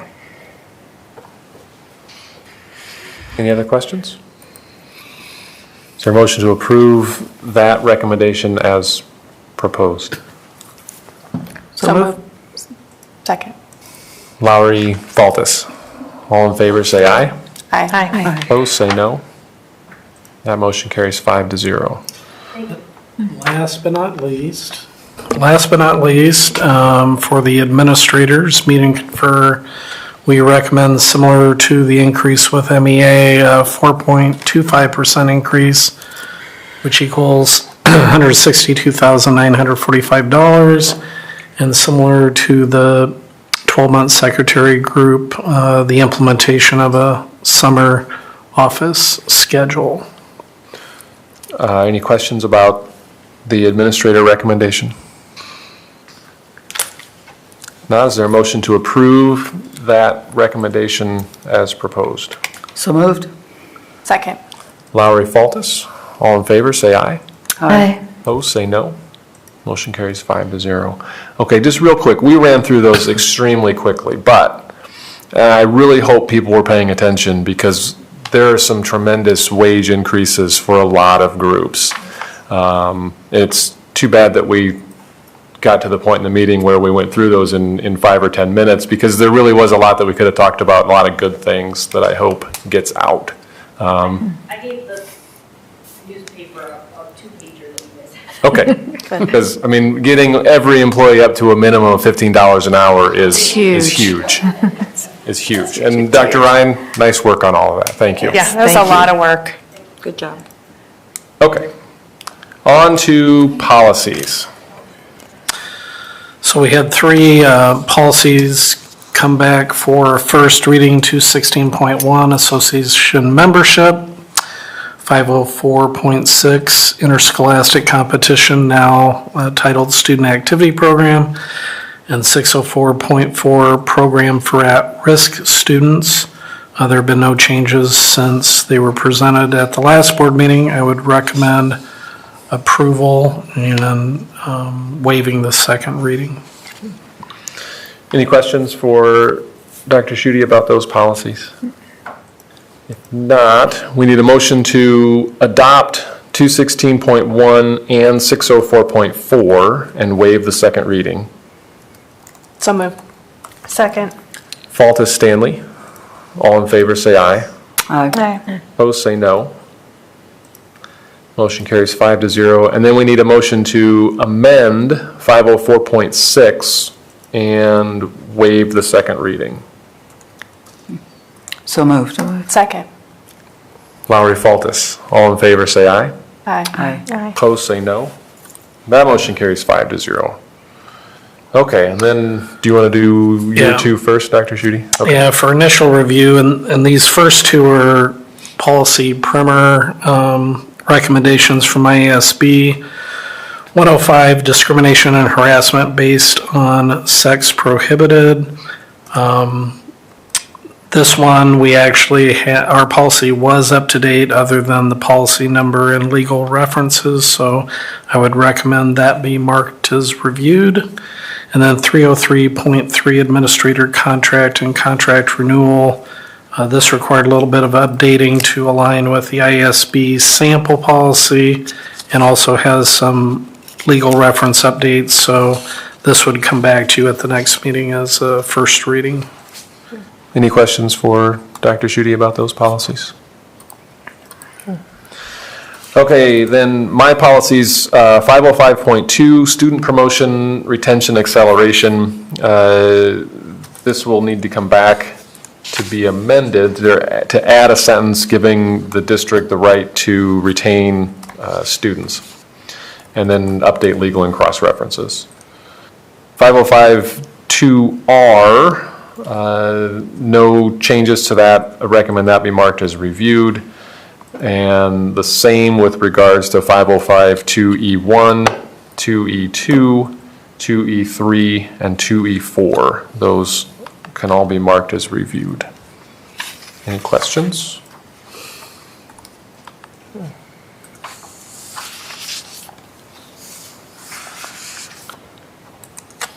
So no major communications report tonight, although sounds like we should be resuming regular communications reports in the very near future. Yes. So that's good. There's a parent night. Wednesday, March 22nd. Cook Center, we've got a virtual, right? So we have the Cook Center doing their virtual parent communication interaction on Wednesday at 5 p.m. And the topic is about understanding internet safety. I think Fisher Elementary is having a parent night on Wednesday as well. Reading at Fisher, something along those lines, but it's before that event. So. Is that the makeup from the snow day? Probably. Okay, looking at reminders, Leah, you have initial review policies for the April 3rd meeting. We'll hear from Anson at that meeting. And remember, if you are available and able, go over to Woodbury tomorrow morning and see what they're doing in the building. Keep an eye on your committee meetings. And speaking of committees, Dr. Schutte, do you want to give us a brief update from the ACER committee today? Yeah, it was a well-attended meeting. Unfortunately, the city was not present, but we had 3 representatives of the county. They talked about they're about a month out from the first 3 levels of the courthouse being fully habitated, and they still have the 4th and 5th floors. The work is continuing there with the courts. In the meantime, the election center, the old fire station, is being used to house the courts that were housed at the Orpheum. They talked about the challenges of the rural roads and the weather, and then other things. The college talked about, they just hired the ball team to do their Babe Harder renovation at the gymnasium. The ball teams who did Roundhouse Phase 2, the auxiliary gym, and the wrestling practice room for us. They were very excited about a career expo they're going to be holding pretty soon, for which there's students from 11 different high schools, I think juniors particularly. I think all but 20 of our juniors are signed up, so large number from Marshtown High School going. They're also anxiously waiting, finding out whether they qualify as a Hispanic serving institution. They've been an emerging institution. If they get the full-fledged, which means I think 51% of their students have to qualify there, then that opens the door to a lot of additional grant funding and stuff that they would be eligible for. Chamber reported on their new tourism director, Dylan Dose, replacing Andrew Potter.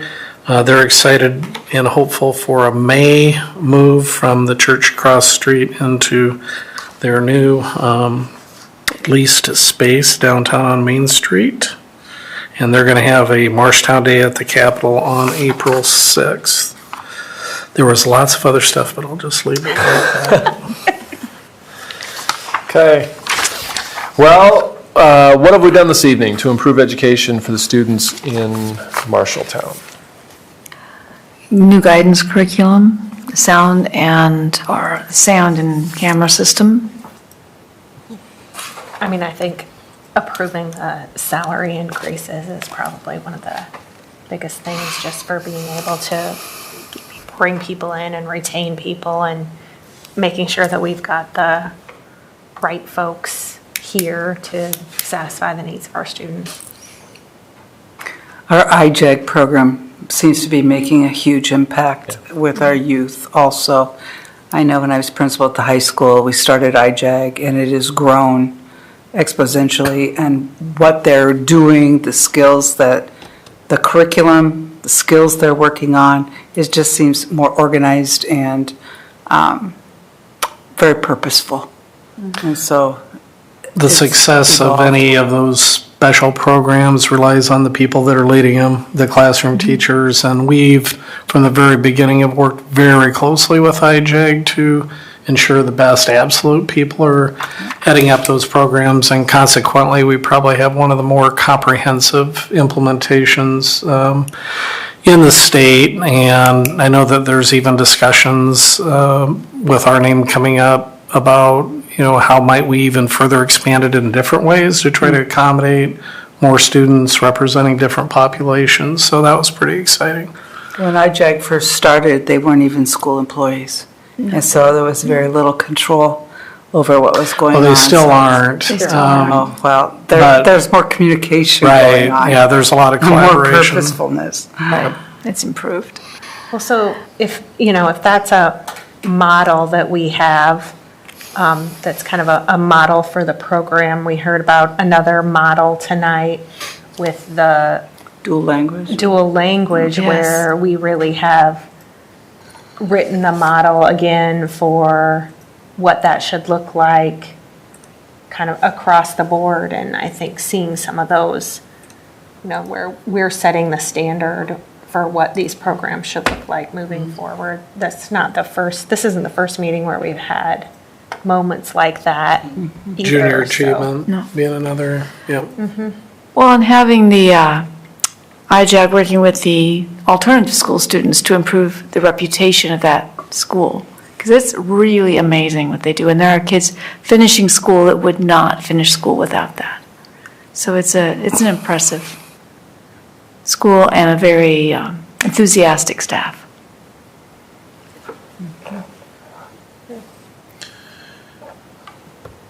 Anything else? Is there a motion to adjourn? So moved. Second. McGinnis, Faltus? All in favor, say aye. Aye. Opposed, say no. We are adjourned. I just almost said no to be ornery. Just to be ornery. Thanks for hanging in here, Alex.